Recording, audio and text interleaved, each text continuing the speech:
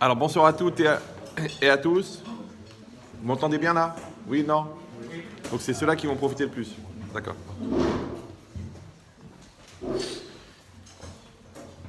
On a lu ce Shabbat. La dernière fois, on a fait cours sur Chokim et Mishpatim. Les lois compréhensibles et incompréhensibles. Oui. Je me rappelle, j'étais assis là et il y avait un patron de la BNP là. Je me rappelle. Alors, vous savez juste, cette paracha qu'on vient de lire, paracha très très importante de Chukat, qui parle des lois incompréhensibles, notamment la loi de toutes les lois incompréhensibles qui s'appelle la Paradouma la vache rousse. Et juste avant, il y a parachat Korach. C'est cette paracha, vous savez, de la marloquette, de la querelle entre Korach et Moshe Rabbeinu. Maintenant, là-bas, il y a un Rashi incroyable. Il faut vraiment l'avoir lu avant de mourir parce qu'il est incroyable. Il dit, d'abord, on remercie Baruch Hashem, la famille, ça va, qui organise ce cours, que ça soit une source de bracha pour toute sa famille, pour tout le bien, pour vous tous qui participez, qui faites l'effort de sacrifier une soirée télé. Kolakavod. Alors, il dit Rashi comme ça. Les fiches à Satan, ve'umot haolam, monim et Israël. Parce que le Satan pour les intimes, ve'umot haolam, les peuples du monde, monim et Israël, ils se moquent d'Israël.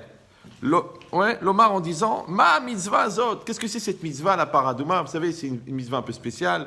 Quelqu'un qui a été impur parce qu'il était en contact avec la mort, alors on doit prendre une vache rousse, entièrement rousse, sans un seul poil noir, et on doit la brûler, et après on doit prendre les cendres, on les mélange avec de l'eau, et on va asperger la personne pour qu'elle devienne pure. Maintenant, cette mitzvah, elle est très bizarre, parce que le Kohen qui va purifier, lui, devient impur en purifiant. C'est comme si les médecins ils devenaient malades en soignant. Vous voyez un peu le... Ouais. Or, c'est une loi compréhensible aussi parce que ce monde-ci, il a été créé, vaillere, vailliboker. Ce fut un soir, ce fut un matin. D'accord? Donc on commence par le négatif et on dit nuit et jour. On ne dit pas jour et nuit, on dit nuit et jour. Ouais. D'abord la nuit, ensuite le jour. Mina chocher, yotse, or. De l'obscurité vient la lumière. Pour gagner, il faut travailler, il faut faire des efforts. Mais en général, celui qui fait des efforts, il n'est pas pollué par les efforts qu'il fournit. Alors que là, c'est l'inverse. Celui qui vient pour purifier devient impur. Donc c'est quelque chose qui n'est pas rationnel, qui n'est pas normal, qui n'est pas logique. Ok. En tout cas, ici, c'est marqué le Satan, donc Satan, Veumot haolam, les peuples du monde, Monim et Israël, ils se moquent d'Israël. L'Omar en disant Ma mitzvah azot, qu'est-ce que c'est cette mitzvah-là? Ou ma ta'am yeshba. Quel sens il y a, quelle logique il y a dans cette mitzvah-là? Les fichar, c'est pourquoi Hachem y répond Katav bar zot chukat Torah. C'est pour ça qu'ici, au début des lois de la para, à Douma, il n'y a pas écrit Zot Rukat Para. Voici les lois, le dogme de la para, de la vache rousse, ou alors Zot Rukat Tahara, les lois de la Tahara. Non, c'est marqué Zot Rukat Torah. Comme si on va donner un principe qui englobe toute la Torah entière. Oui. Alors pourquoi? Il dit à Kadosh Baruch Hu, Xera im ilefanai. C'est un décret devant moi. En lecha reshut le'acharea. Tu n'as pas la permission de réfléchir ou de murmurer derrière elle. Sous-entendu, de remettre en cause la loi. C'est comme ça. Maintenant, déjà de comprendre pourquoi cette paracha-là, elle vient juste après Korach. Quel rapport? Après, qu'est-ce que c'est les moqueries? Maintenant, le Satan. Maintenant, la Torah, elle s'intéresse. Le Satan, il vient, il commence à se moquer. Qu'est-ce qu'on s'en fiche? Il pense qu'à, il dit ça. Qu'est-ce que le Satan, il vient se mêler? Ouais. Ve'umot haolam, les peuples du monde. Maintenant, les peuples du monde, ils viennent, ils disent oui, c'est quoi cette mitzvah? Ça n'a pas de sens. C'est bizarre. Depuis quand on s'intéresse maintenant? Qu'est-ce qu'ils disent les non-juifs sur le sens de la Torah? Bon, est-ce que la Torah a un sens ou non? Et pourquoi ces deux langages-là? Pourquoi il a dit ma mitzvah zot? Qu'est-ce que c'est cette mitzvah? Ou ma ta'am yeshba? Quel sens elle a? Il fallait dire ou l'un ou l'autre, ça suffit. Pourquoi les deux? Après, pourquoi juste sur cette mitzvah-là? Juste la mitzvah qui n'a, entre guillemets, pas de logique. Ouais, qui n'est pas rationnel, qui n'a pas de sens. Ils viennent, ils disent, c'est quoi cette mitzvah? Ben oui, t'es bien tombé, papa. C'est la seule mitzvah où on n'arrive pas à réfléchir. Ouais, tu vas trouver dans chaque mitzvah, tu vas trouver un sens. Pourquoi il ne faut pas tuer, pourquoi il ne faut pas voler, pourquoi il ne faut pas convoiter la femme de son voisin, pourquoi il ne faut pas avoir la haine. C'est facile, d'accord? Mais pourquoi on met les tefilines, pourquoi on s'assoit dans la souka, pourquoi le mikvé il rend pur, la personne impure? Ça, c'est des lois incompréhensibles.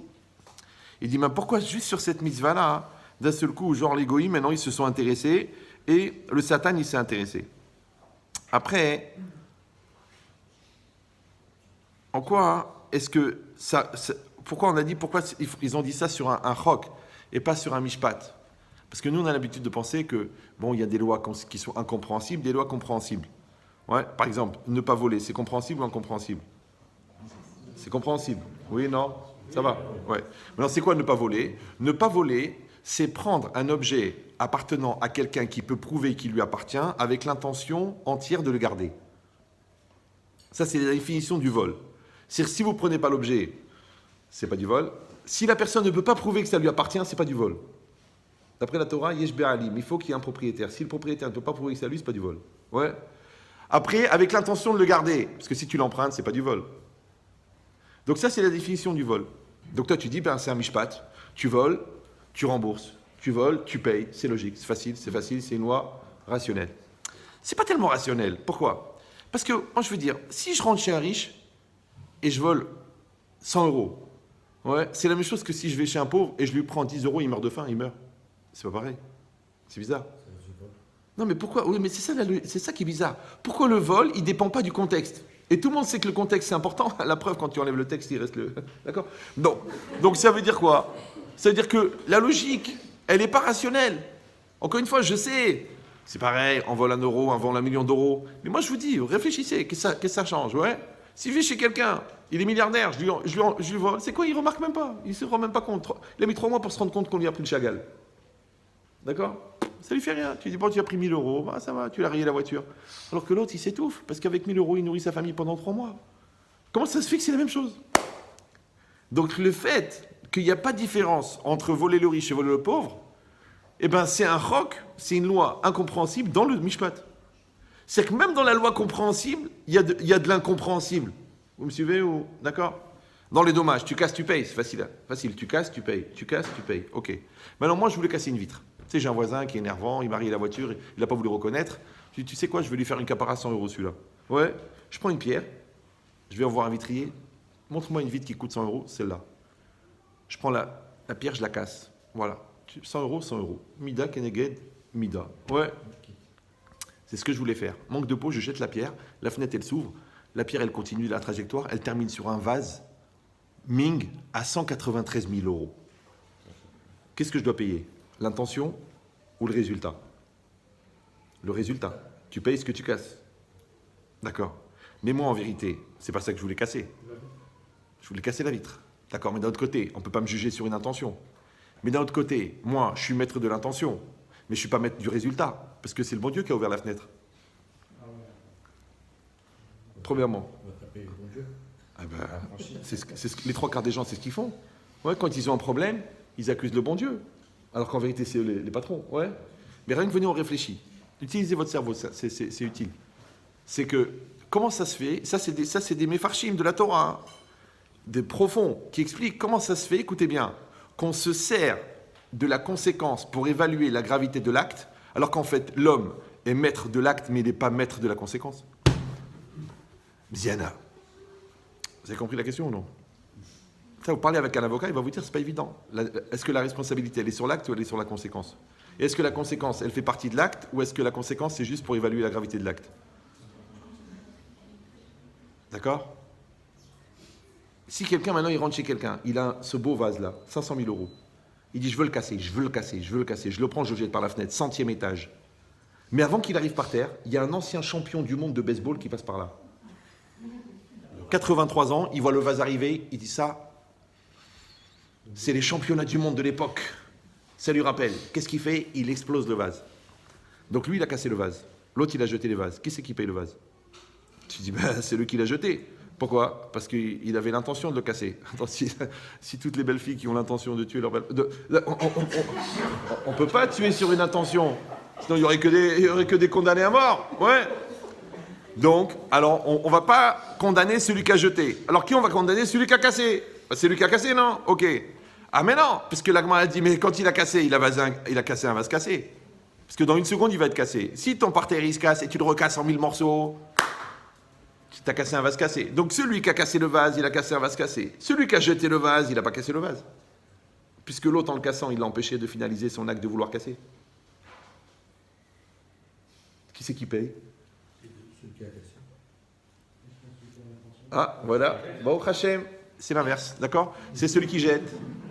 Pourquoi? Parce qu'on regarde celui qui a provoqué, qui a mis en danger la propriété. Maintenant, imagine... Pourquoi pour la visa, c'est différent? Restendez-vous. Il y a une seule vedette ici. D'accord. Donc maintenant, non, j'ai pas le temps, la vérité, j'ai pas le temps. Si vous voulez faire un débat, il y a des hauts débats, on n'y arrivera pas. D'accord. Et là que je suis en train de faire un petit écart, là, parce que j'ai peur que vous perdiez dans l'irrationalité du principe. Imagine à la place du vase, il a jeté un enfant. Regardez sur l'oralenu.com, là-bas, c'est référencé, ouais.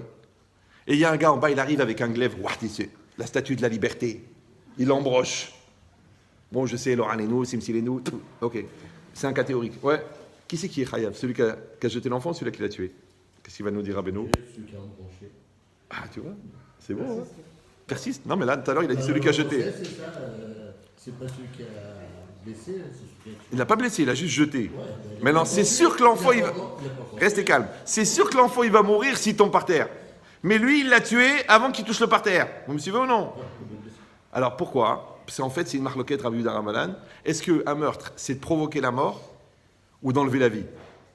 Parce que vous allez dire, ben, c'est pareil, bonnet blanc, blanc bonnet. Enlever la vie, provoquer la mort. Non, on a une différence. La différence, c'est l'euthanasie. Si quelqu'un, il est mortellement malade et tu lui enlèves la vie, tu as tué un mort.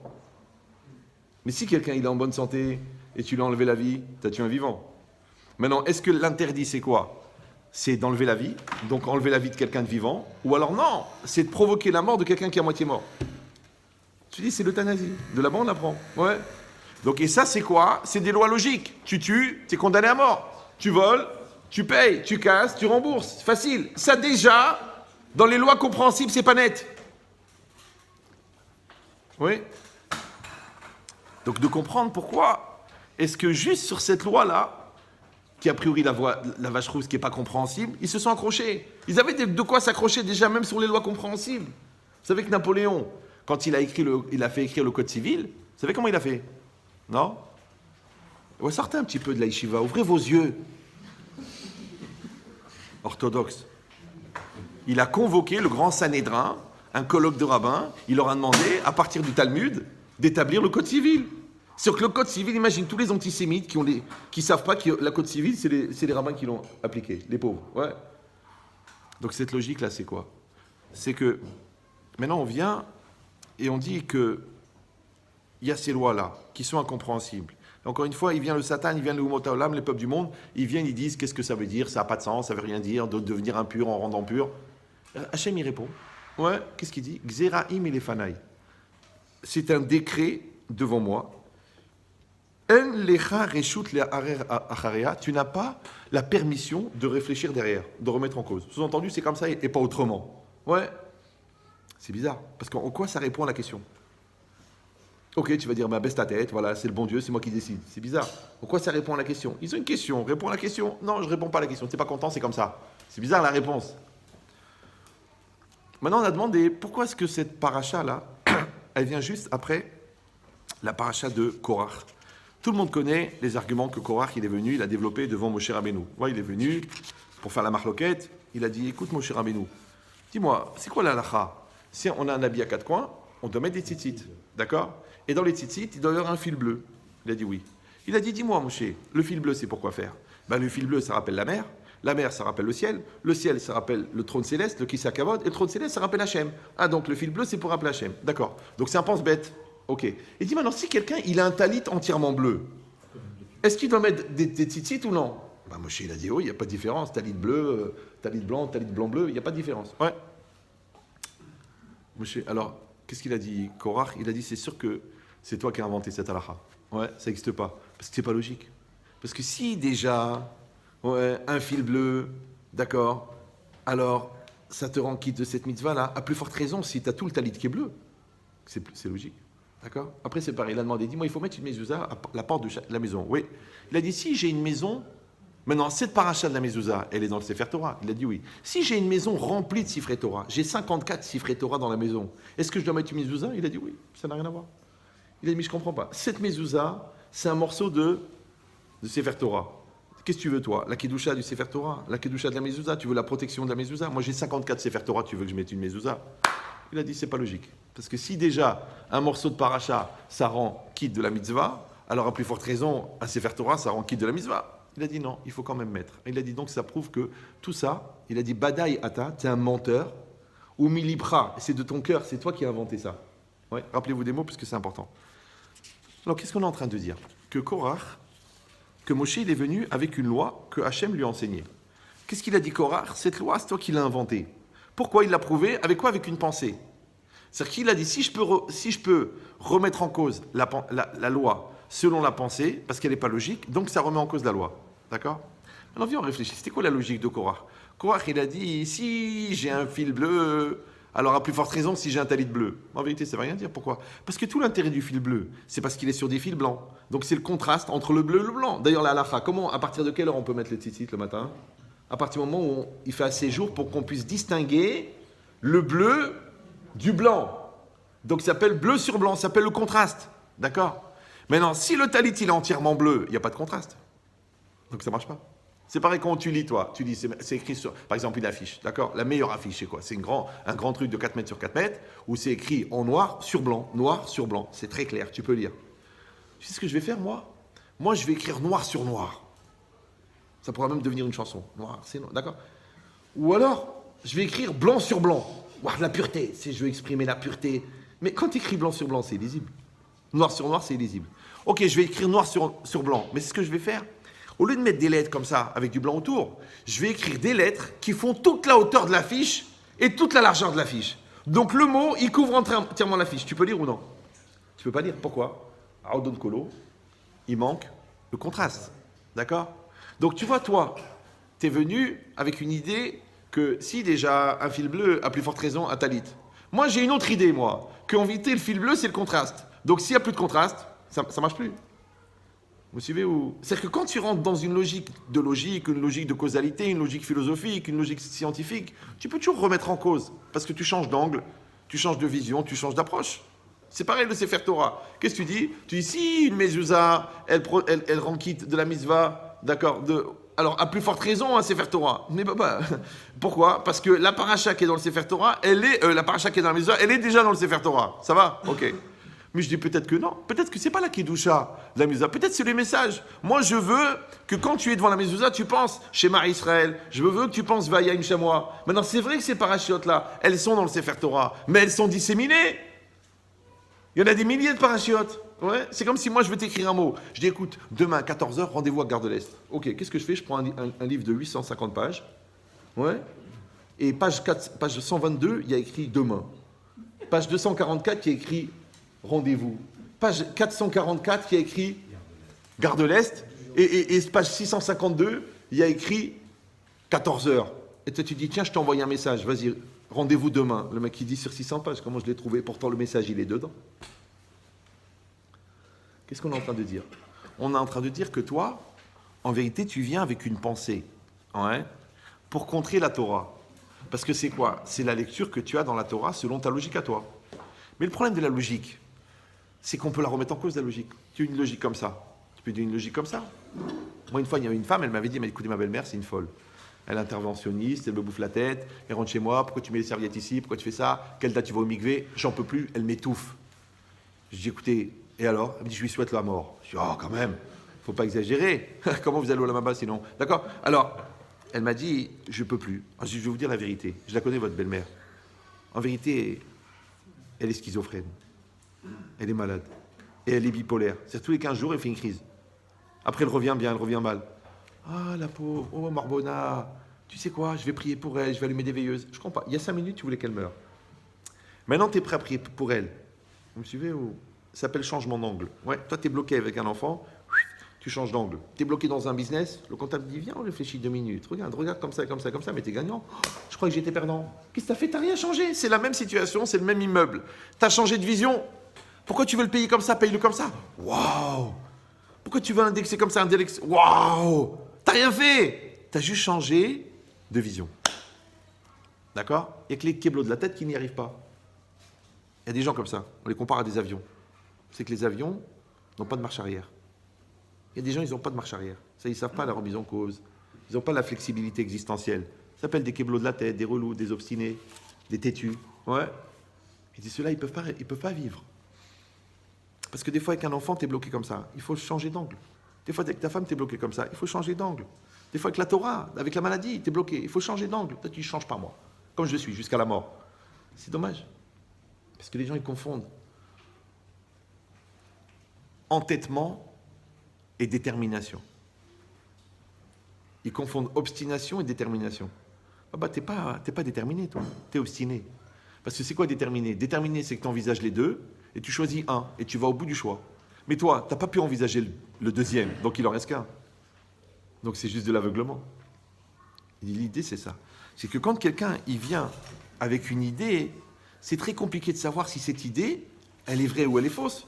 Puisque le lendemain, tu peux penser à autre chose. D'ailleurs, c'est pour ça qu'il y a une halakha dans la Gemara, que en onshim minadin. On ne peut pas condamner quelqu'un avec une idée. Ouais. Si tu veux, par exemple, si déjà, pourquoi la Torah elle a écrit que celui qui tue, il doit mourir? C'est pas la peine.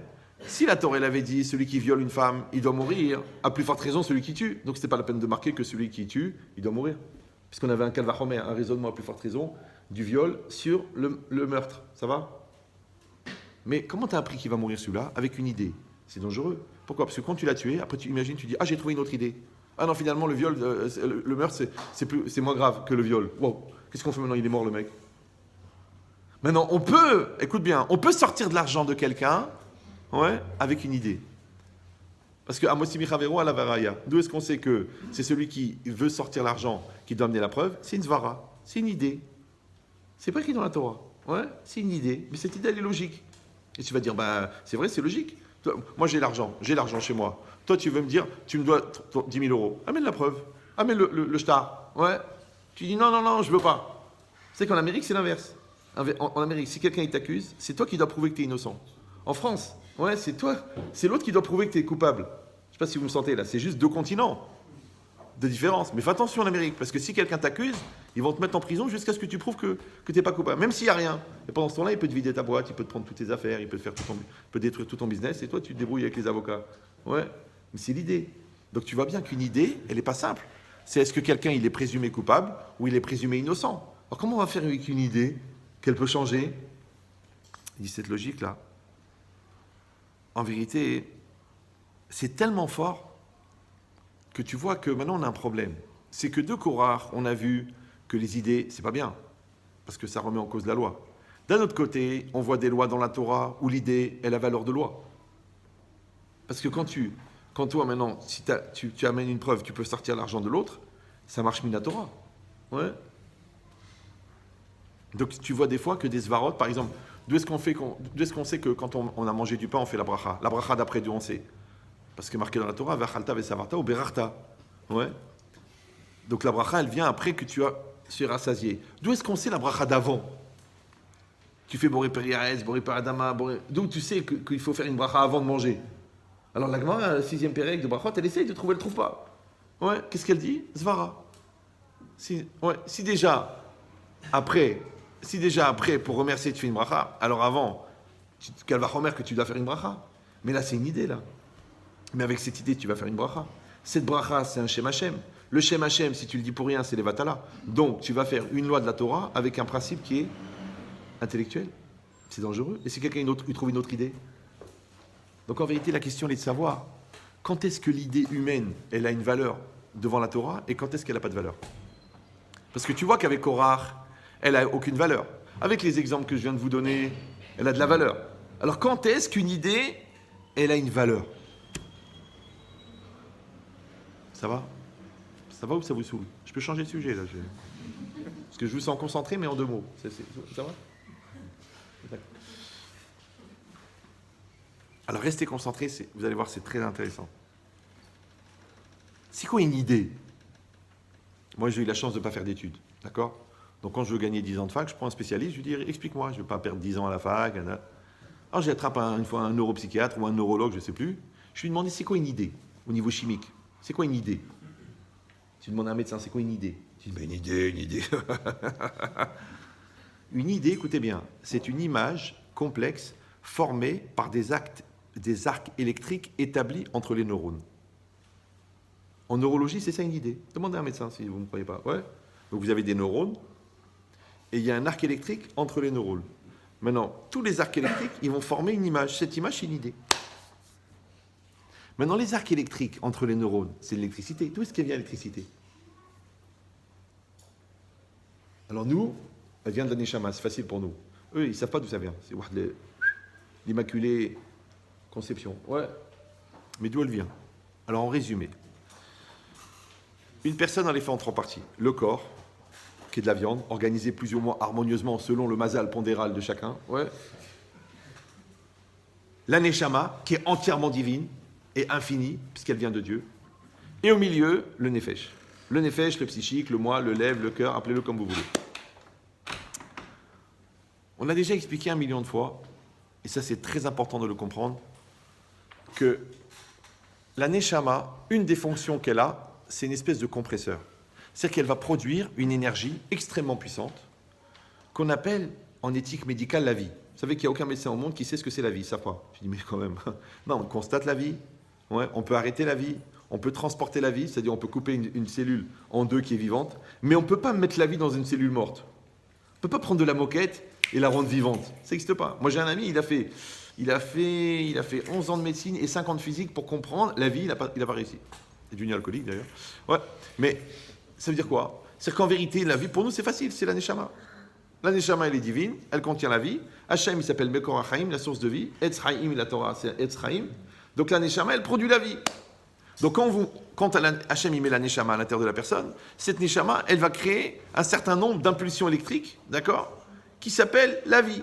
Maintenant, cette énergie-là, quand elle sort de la neshama et qu'elle arrive dans le nefesh, elle arrive dans le psychique, ouais, à ce moment-là, elle est prise en charge par le jeu, par la conscience. Et il dit le Rav Wolbe, à ce moment-là, elle s'appelle Ratson, elle s'appelle la volonté. Maintenant, je vais juste me permettre, je m'excuse pour les gens qui l'ont déjà entendu, de faire la nuance, parce que si vous comprenez mal, vous risquez de faire une crise d'apicorsout. Apicoros, c'est ce que c'est apicoros? Non? D'hérésie. Apicoros, c'est pas des gens qui sont tellement contents d'être ensemble qui se mettent à chanter apicoros. Non, c'est pas ça. C'est l'hérésie. Pourquoi? Parce qu'on dit Aratson Noveam et Aneshama. La volonté vient de l'âme. D'accord? Mais si tu dis que la volonté, elle vient de l'âme, donc un homme, il obéit à la volonté. La volonté, elle vient de l'âme, mais l'âme, elle est divine. Donc l'homme, c'est un robot et le bon Dieu, il télécommande. Il télécommande. Ça vous dérange pas? Non, c'est pas possible. Donc c'est quoi l'idée? Écoutez bien, attention, faites bien l'effort. L'énergie qui vient de l'âme, elle est divine. Mais l'orientation de cette énergie, elle est humaine. Donc l'homme, il va prendre cette énergie-là, il va l'envoyer vers le bien ou vers le mal. Il va l'envoyer vers la haine ou vers l'amour. Il va l'envoyer vers la bêtise ou vers l'intelligence. C'est lui qui décide. Donc le jeu, attention, qui va orienter, il est humain. Mais le vœu, dans sa nature profonde, il est divin. Maintenant, puisqu'il vient de la neshama, il est infini. Donc la volonté de l'homme, elle est infinie. Mais le jeu, lui, il est humain. Donc, et comme il est humain, il a été créé, tout ce qui a été créé a un début, tout ce qui a un début a une fin. Donc en fait, la seule chose qui est limitative chez l'homme, c'est lui-même. La preuve, c'est que la seule manière de faire des choses grandes, c'est d'arrêter d'être petit. Je traduis. Si ton idéal, il est plus grand que toi, tu vas réussir. Mais si toi, tu te mets en avant de ton idéal, ça va être mesquine. Ça va être petit. Toi, tu as un idéal. Ouais, tu veux faire des grandes choses. Donc, tu t'annules devant l'idéal. D'accord? Mais il faut pas. Mais le jeu, il va servir à orienter le but. Mais le but, c'est pas le jeu. Parce que quelqu'un, que son jeu, il devient un but, ce qu'on appelle la gahava, l'orgueil. D'ailleurs, on dit il est un but de sa personne, puisqu'il a fait un but de sa personne. Ouais. Ou alors son but, c'est de marquer un but. C'est une maladie, ça s'appelle footballeur. Ouais. Même s'il y en a qui pensent que la Géoula, elle viendra grâce à Messi. Mais bon, ouais. Mais c'est quoi l'idée? Ou Mbappé, ou je sais pas. Ouais. Mais l'idée, c'est très important. C'est qu'encore une fois, je répète, que l'âme, la neshama, elle produit une énergie. Cette énergie, elle sort de l'âme, elle arrive dans le psychique, elle est prise en charge par le psychique. Celui qui maîtrise cette énergie, puisque cette énergie, elle est infinie, et puisque cette énergie, elle vient de la neshama, et puisque Dieu, il a créé le monde avec cette énergie, donc il devient égal à son créateur, capable de créer comme Dieu y crée. Tzadik Gozer, Akadosh Baruch Hu Mekayem. Pour ça que les gens qui ont une grande volonté, ils font des choses énormes. Mais les gens qui ont petite volonté, mais on ne peut pas avoir une petite volonté puisqu'elle est infinie. Oui, mais le problème, c'est que l'orientateur de cette volonté, c'est toi. Donc si tu comprends que tous les ans, on fait l'élection de Miss Monde et l'élection de Miss Univers, vous savez ça. Alors, tous les ans aussi, on fait l'élection de Miss King.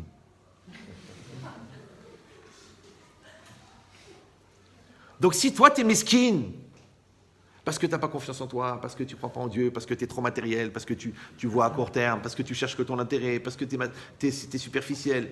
C'est dommage. On t'a donné une énergie infinie et toi, tu la gaspilles pour des trucs à 2 balles. C'est pour ça que je vous dis que le vrai filtre à la réussite de l'homme, c'est lui-même. C'est pour ça que la personne, quand elle arrive à enlever son moi devant son projet, elle fait des choses énormes. Comment on appelle en hébreu la capacité à enlever son moi de son projet? Messirut Nefesh. Celui-là, il se sacrifie pour la Torah, il va avoir une lecture de la Torah infinie. Celui-là, il se sacrifie pour son couple, c'est-à-dire que son couple, il passe avant son individualité, t'en fais pas celui-là, il va jamais divorcer. Mais celui qui met toujours son moi, son moi, son moi, son moi, à la fin, ils vont dire, bah, tu sais, il y a ton moi, bah, il y a mon moi aussi. Alors moi et moi, on ne s'arrange pas. Toi et moi, non plus. Alors, ciao. Mais les deux, ils s'effacent devant leur couple. D'accord? Donc il est infini, le couple. C'est pareil dans tout. Maintenant, tu travailles pour l'entreprise ou tu travailles pour toi? Pourquoi ça s'appelle une société anonyme? Parce que si tu es tout le temps en train de recompter dans l'argent, tu n'arrives pas. Donc qu'est-ce que tu fais? Tu fais des projets. Tu fais un centre commercial, un deuxième, un troisième, un sixième, un dixième, un 40e. Tu dis maintenant, on est déjà à 5800 boutiques. Et alors, c'est pas grave. C'est pas l'argent qui t'intéresse, c'est le projet. À part ça, il y a de l'argent. Oui, bien sûr, il y a de l'argent. Mais évidemment, ça fait de l'argent. Mais c'est pas le but. C'est entreprendre, c'est créer, c'est développer. Voilà, il y avait un terrain vague. Waouh, il y a 3800 boutiques. Bah, t'es un malade mental. Et alors, le prochain, on le fait sur la Lune. Donc toi, tu dis, écoute, j'ai mon épicerie, je taille les crayons, que Dieu fasse que je meure avant de terminer le crayon. Pourquoi tu fais le mesquine? Tu peux faire grand, pourquoi tu fais petit? Ouais, c'est pareil, t'as la bar mitzvah de ton fils. Tu comptes les bislis, 3, 2, 1, 3, 2, 1. Mais quel genre de gosse il va être? Fais shefa. Allez. S'il y a d'Abracha dans la Brit Mila, il va être un Talmid Chacham. Tu as dit non, c'est cher, c'est beaucoup. J'ai négocié avec le truc, j'ai rattrapé des bislis à 10% chez Loricash. Après, tu vois, le gosse, il est nul, il est mesquin, il n'a pas de courage, il n'a pas d'investissement, il n'a rien. Mais papa, tu lui as fait mesquine dans la Brit Mila, il va être hazak dans la vie, celui-là. Donc c'est shefa. Ouais, c'est pareil, ta femme, gâte-la. De quoi t'as peur? Ah, tu sais, elle dépense beaucoup. Eh ben, serre-la. Ah, il n'y a plus de bracha à la maison. C'est incroyable. Bien sûr. Non, pourquoi la femme, elle a une mitzvah de pudeur? Parce qu'elle est toujours à découvert. Mais le découvert de la femme, c'est la bracha du mari. Moi, je dis, faites l'expérience d'étouffer votre femme, vous allez voir, le business, il bloque. Faites l'expérience de ne pas gâter vos enfants, vous allez voir. Moi, une fois, il y en a un, il m'a dit, Raman Chetri, c'est trop cher l'école juive, je les enlève. Je dis, moi, je te maudis pas, mais je te dis que le jour où tu les enlèves, ta parnassa, elle va baisser exactement du prix de l'école. Il a eu peur. Il les a laissés.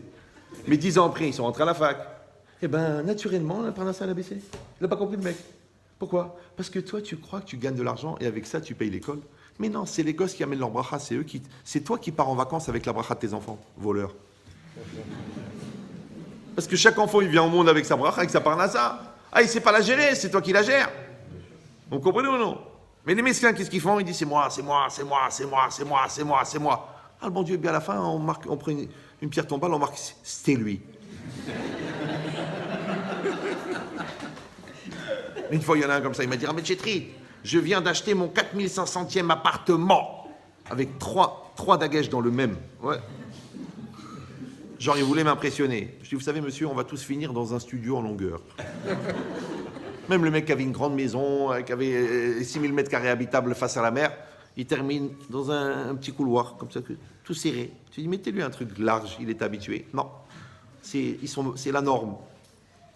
L'autre, il voulait avec le toit ouvrant, il voulait avec la baie vitrée, il voulait la clim, il va faire froid, le chauffage. Il y en a, avant sa mort, il a dit à sa femme, chérie, écoute-moi bien, je meurs, mais tu me mets le téléphone dans le portable, dans le téléphone. Il dit, on ne sait jamais si je me réveille. Elle a dit, mon amour, ta volonté, c'est ta volonté. Elle lui a mis le téléphone. C'est une femme, Eshet Haïl, oui. Mais elle ne l'a pas chargé. Elle dit, t'es parti, on ne va pas tout recommencer. Donc, non, j'exagère. Bon, c'est de l'humour ashkénaze, vous ne pouvez pas comprendre. D'accord. Donc, qu'est-ce qui est marqué ici?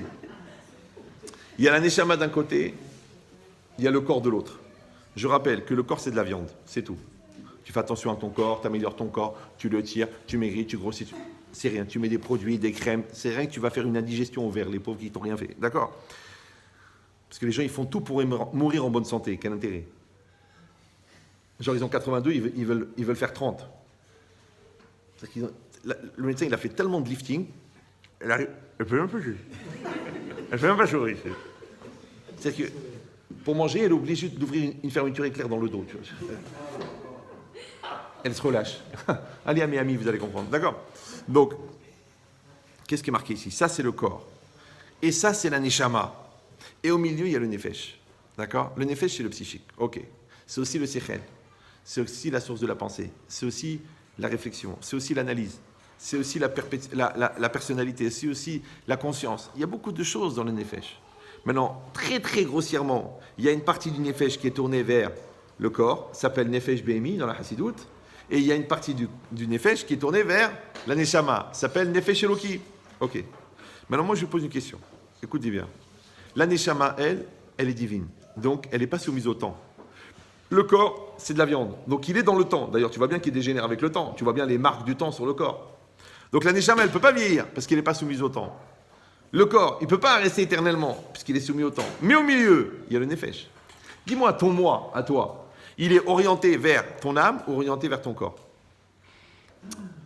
Alors maintenant, il se pose une question. Étant donné que la neshama, elle est au-delà du temps, donc pour la neshama, le futur, c'est du présent. Ça va? Pour le corps, lui, il voit que le présent. Le passé, il l'oublie. Ouais. Le futur, il ne le connaît pas. Mais la neshama, elle, pour elle, le présent, le passé, le futur, c'est un seul présent. Ça s'appelle le présent continu. Donc la neshama, elle voit le futur. Le seul problème, c'est qu'entre la neshama et le corps, il y a le nefesh, il y a le psychique, il y a le moi, il y a l'orgueil, il y a la bêtise. D'accord? Ce qui fait qu'on ne peut pas percevoir le futur. Mais pourquoi les tzadikim, ils voient le futur? Parce qu'ils ont annulé leur moi. Maintenant, si tu allumes une ampoule de 1000 watts dans une pièce, il y a de la lumière ou non? Oui, non? Est-ce que la pièce est éclairée? Oui, non? Je ne sais pas, je ne sais plus, je dois baisser le niveau, je dois faire quoi avec vous? D'accord. Si j'ai une ampoule de 1000 watts allumée dans une pièce, est-ce que la pièce elle est éclairée? Oui. Elle est éclairée. Si j'ai une ampoule de 10 000 watts, est-ce que la pièce elle est éclairée? Oui. Tu peux faire cuire un bœuf, baba, ouais. Il dit c'est faux, ça dépend. Écoute, ça dépend de l'épaisseur de l'abat-jour. Vous suivez ou non? C'est comme des gens, ils ont tout pour être heureux. Mais comme ils ont un rabat-joie ou une rabat-joie à la maison, le rabat-joie, c'est comme l'abat-jour. Il bloque la lumière. Il y en a, ils ont un mazal de folie. Mais comme ils ont l'arma, ou ils ont l'angoisse, ou ils n'ont pas confiance en eux, le mazal, il ne vient pas. C'est eux l'abat-jour. Eux, ils sont l'abat-jour de leur propre lumière.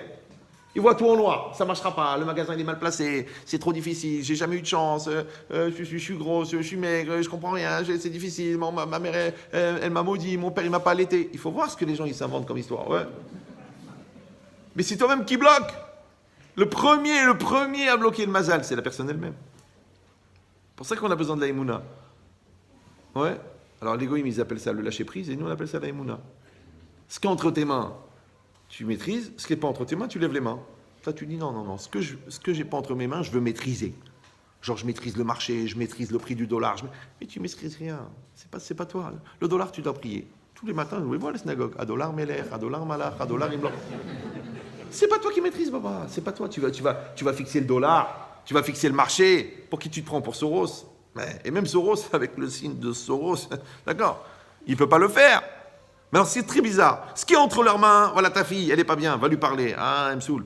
Va t'arranger avec ta femme, à quoi ça sert? Va parler à ton père, il est encore vivant. Ah, j'ai pas le temps, il habite en face. Ce qui est entre tes mains, tu le fais pas. Ce qui n'est pas entre tes mains, tu es le patron. Tu gères. Ni tu gères, ni tu digères, rien, zéro. C'est bizarre, non? Ça s'appelle un détournement du flux existentiel. Là, on n'a pas besoin de toi, tu es très fort. Là, on a besoin de toi, tu n'es pas là. Pourquoi? Parce que tu te prends pour le bon Dieu.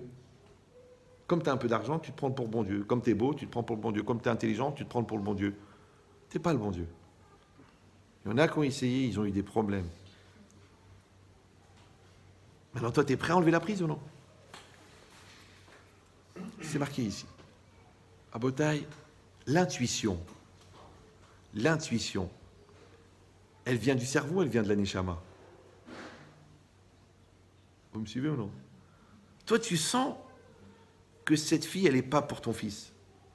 Donc tu sais que c'est la bonne, puisque tu l'aimes pas. Non, c'est une blague. D'accord. J'ai rien contre les belles-mères. Hein.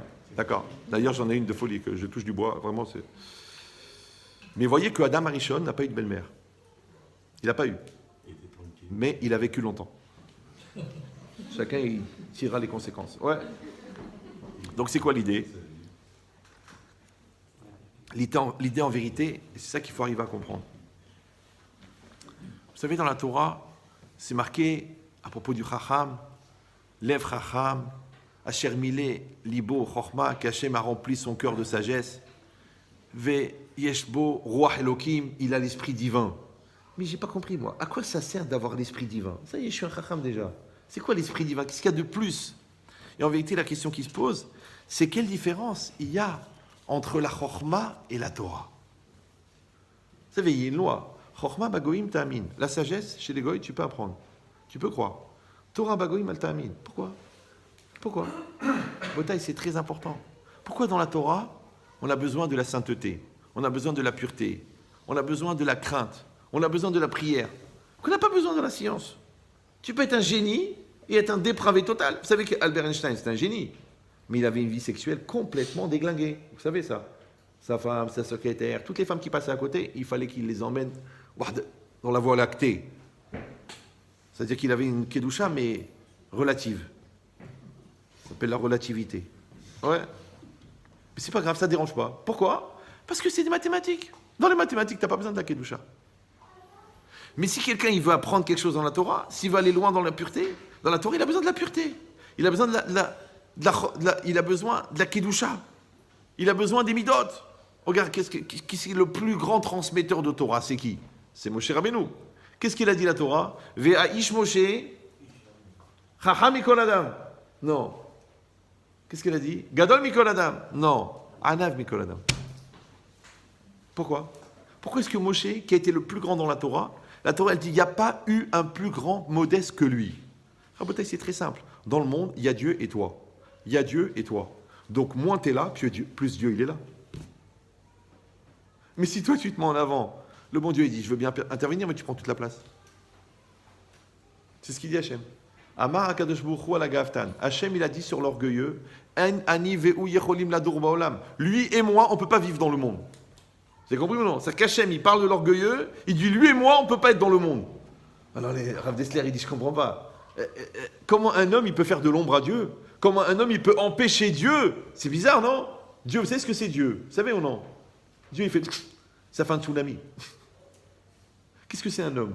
Un homme, c'est un cumul aléatoire de particules élémentaires non organisées, redistribuées de manière éphémère dans un espace cosmique infini et arbitraire. Voilà. Je sais que c'est un peu compliqué, alors je vais vous le dire en un mot, c'est Reh. Reh. C'est ça un homme. Un homme, c'est Reh. C'est rien. C'est du vent, c'est de l'air. Alors comment un homme qui est Reh, il peut faire de l'ombre à Dieu? C'est bizarre, non? Oui, non, oui, non. Et c'est la Gemara qui parle. C'est Dieu qui parle. Il dit, moi et l'orgueilleux, on n'a pas la place pour deux. Pourquoi? Tu sais pourquoi? Parce que l'orgueilleux prend toute la place. Je traduis. Non, c'est très important de savoir ça, parce que ça peut changer la vie. Ouais. Évidemment que Hachem n'a pas besoin de nous pour exister. Oui. Mais attention,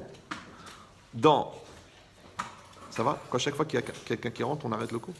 Donc, vous avez une capacité de dispersion qui est énorme pour des oiseaux. Donc écoutez bien. Évidemment qu'un homme ne peut pas empêcher Hachem d'exister.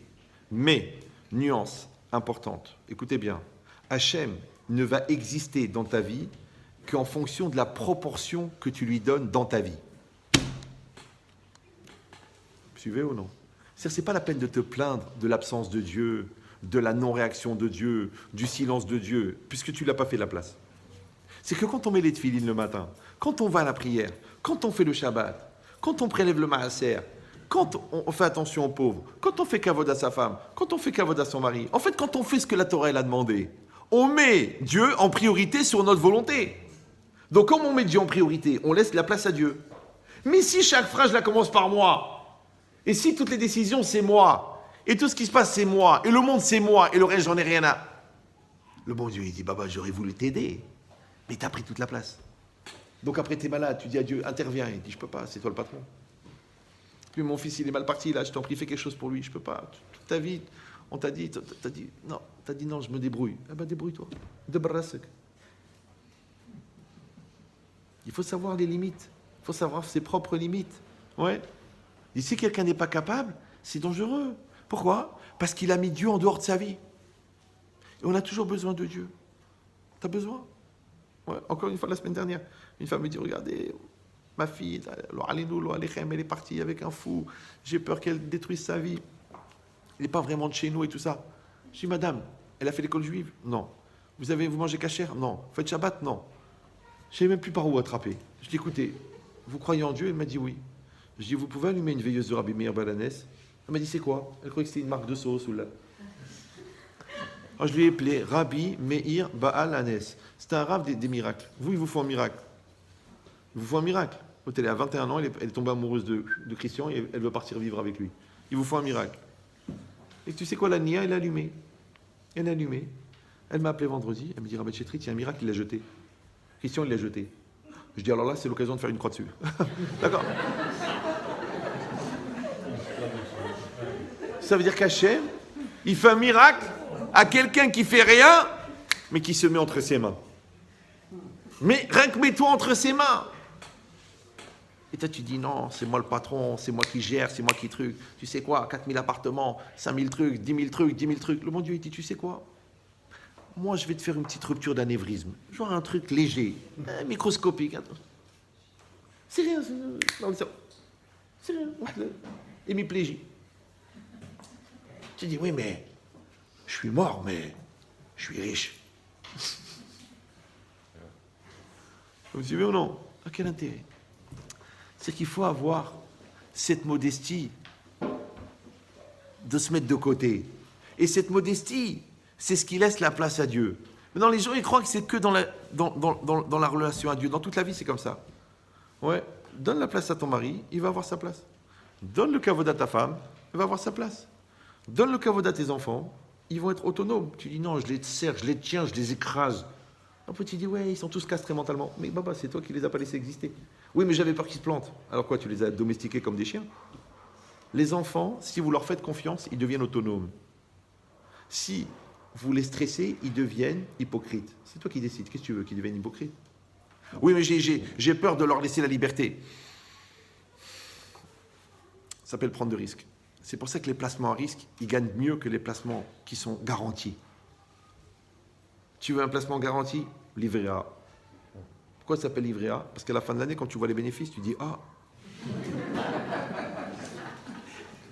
C'est écrit par l'écureuil. Parce qu'à la fin de l'année, il ne reste que les noisettes. C'est tout. Je dis, mais c'est pas possible, c'est tout ce que j'ai gagné. Je vous ai laissé 10 000 euros, vous me donnez 1,50 €, mais hors impôt. Ah, vous m'avez rassuré. Ouais. C'est que la banque, elle prend 32%, mais toi, elle te donne 1,5, elle te dit 0,95, mais normalement, tu vas payer pour avoir ton argent à la banque. C'est extraordinaire. Alors, c'est la même chose. Ouais. Pourquoi? Parce que tu dis, j'ai pas voulu prendre de risques. Mais toute la vie, c'est des risques. Faire des enfants, c'est risqué. Se marier, c'est risqué. Ouais. Dire à une femme que tu l'aimes, c'est risqué. D'être généreux, c'est risqué. D'être entier, c'est risqué. D'être sincère, c'est risqué. Toute la vie, c'est des risques. Et alors, ils veulent pas de risques. Ils veulent pas. Ouais. Il paraît qu'ils ont même fait un documentaire sur ça. Ça s'appelle Matrisk. Ne prends pas des risques. Ouais. Ils ont créé aussi une mutuelle. Elle garantit tout sauf la mort. Vous la connaissez celle-là ou non? Matmout. Mec, ne meurs pas. Tout le reste, on te suit. Mais la mort, on peut rien faire. Ouais. Donc ici, c'est exactement pareil. Maintenant, toi, tu réfléchis. Tu dis, qu'est-ce que tu veux? Tu veux ton cerveau? Tu veux une capacité d'analyse extraordinaire? Tu veux une puissance de réflexion incroyable? Ou tu veux une intuition qui vient de la Neshama? C'est très compliqué. Ouais. Le Rav de Brisk qui dit, la Emouna commence là où la philosophie s'arrête. C'est jusqu'où tu peux aller avec ton cerveau. Maintenant, les 3/4 des gens, ils n'ont pas ce problème, parce qu'ils n'ont même pas commencé. Et c'est pas la télé qui va te faire réfléchir. Hein. Tu demandes à Rav Cyril ou sur M6 ou C8, ils vont pas t'aider à devenir intelligent. C'est pas leur intérêt. Mais non, sinon, parce que tu vas te rendre compte qu'ils racontent des bêtises toute la journée. Mais si tu veux réfléchir, tu veux te casser la tête, tu pousses, tu peux aller très loin. C'est très puissant. Il y a des raisonnements extraordinaires. Il y a des pensées incroyables. Mais il y a un moment où tu réfléchis. Qu'est-ce qui est plus puissant? L'intelligence, attention, analytique ou l'intelligence intuitive? Parce qu'encore une fois, la Neshama, elle donne la clairvoyance. D'accord? Cette clairvoyance, c'est que la Neshama, elle va au fond des choses. Maintenant, toi, tu es un humain. L'humain, il a un début. Tout ce qu'un début a une fin. Maintenant, dans n'importe quel domaine, tu vas développer une réflexion, après tu vas développer une expérience, et après tu vas développer une intuition. Vous me suivez ou non? Le mec dans l'immobilier, il rentre 2 minutes, il voit le volume, il voit l'endroit, il voit le truc, il dit j'achète. Tu dis mais comment t'achètes? C'est 18 millions d'euros. Il dit je le sens. Et l'autre il dit attends, on va prendre des calculs, on va mesurer, on va pas se faire avoir, on va faire attention, l'étanchéité, la tralouette, la truc, la qualité des murs. Il dit vas-y, fais tes analyses si tu veux, mais c'est une affaire. Pourquoi il y a des gens? La médecine c'est pareil. Les mecs sont là, on va vous faire une batterie d'examens, des radios, des IRM, des khrada, des babas, des caca, des dada. Et l'autre, il regarde comme ça, ouvrez la bouche, mettez-vous debout. C'est pas la peine de faire la chimio, monsieur, profitez de la vie. Ah, attendez quand même, on va essayer. Écoute, c'est son métier, tu vas lui apprendre. Je dis, mais je croyais qu'il avait une jaunisse. Non, à ce niveau-là, c'est le foie. Stade 3, et c'est fini. 2 semaines, 3 semaines, profite. Je dis, c'est un spécialiste, c'est normal, d'accord? Et dans toute la vie, c'est pareil. C'est comme ça. Il y a des mecs, tu leur dis, mais écoute, ils disent, allez, je vais encore mettre 50 000, 100 000 dans cette affaire. Mec, dans les livres de compte, il regarde, il n'y a que des chiffres. Et il a dit, ferme. Comment on ferme? Tu vas perdre. Tu perds. Allez, laisse tomber. Comment je perds? 18 millions d'euros. Oui, d'accord. Mais fais le calcul sur 18 ans, combien tu as perdu? Ah, effectivement. Donc, et le contraire, toi, tu veux couler, je veux fermer, j'en peux plus, encore ça. Il dit, non. Tu veux voir les chiffres? Ça s'appelle l'audit. Pourquoi le mec, il a un œil de l'audit? Ouais. Alors moi, je pose la question la plus idiote du monde. Cette capacité-là d'analyse, c'est de l'analyse ou c'est de l'intuition? À partir de quand ça s'arrête d'être de l'analyse et de l'expérience et ça devient de l'intuition? Comme une maman, elle connaît son fils. Rentre à la maison, dis-moi qu'est-ce qui se passe, t'es pas bien. Non maman, non, tu dis n'importe quoi. Écoute mon fils, déjà dans l'ascenseur, j'ai senti que t'étais pas bien. Déjà, là-bas, j'ai su que tu n'étais pas bien. Mais j'étais pas là, j'étais à New York. Ok, mais j'arrêtais pas de penser à toi. Je pensais à toi. Si je pense à toi, c'est qu'il y a quelque chose. Ça s'appelle l'instinct maternel. Oui. C'est aussi le père. Le père, il sent. C'est son fils, non? Alors, je vous dis le secret. Tous les gens pour qui tu t'es sacrifié, il n'y a plus l'écran du moi. Donc, la Neshama, elle perçoit directement. Mais les gens qui mettent le moi, et leur intérêt, et leur bouffe, et leur fric, alors, ils n'arrivent pas à voir. Ils disent la vérité, je ne veux pas. Pourquoi? Parce qu'il est trop épais là-bas jour. Ils ne ressentent pas. Maintenant, c'est une question. Écoutez bien. Le Da'at Torah, quand tu veux le Da'at Torah, tu vas voir un Gadol, tu vas voir Raphaël Kanievski, tu vas voir Avchar, tu vas voir Baba Saleh, tu veux le Da'at Torah. De vous à moi, à votre avis, écoutez bien. Je sais que vous êtes fatigués, qu'il y en a qui prient pour que je m'étouffe, mais pourvu qu'ils se taisent, on a faim.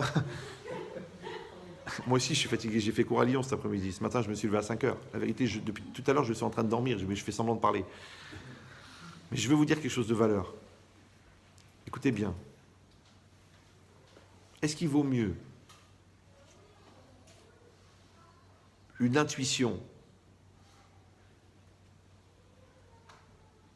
analytique ou une analyse intuitive?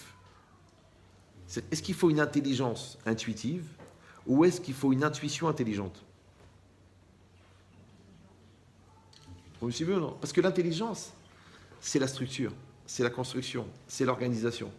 L'intuition, c'est flou, mais c'est une affirmation, c'est une clarté. Rachid appelle ça Libi Omerli, mon cœur me dit.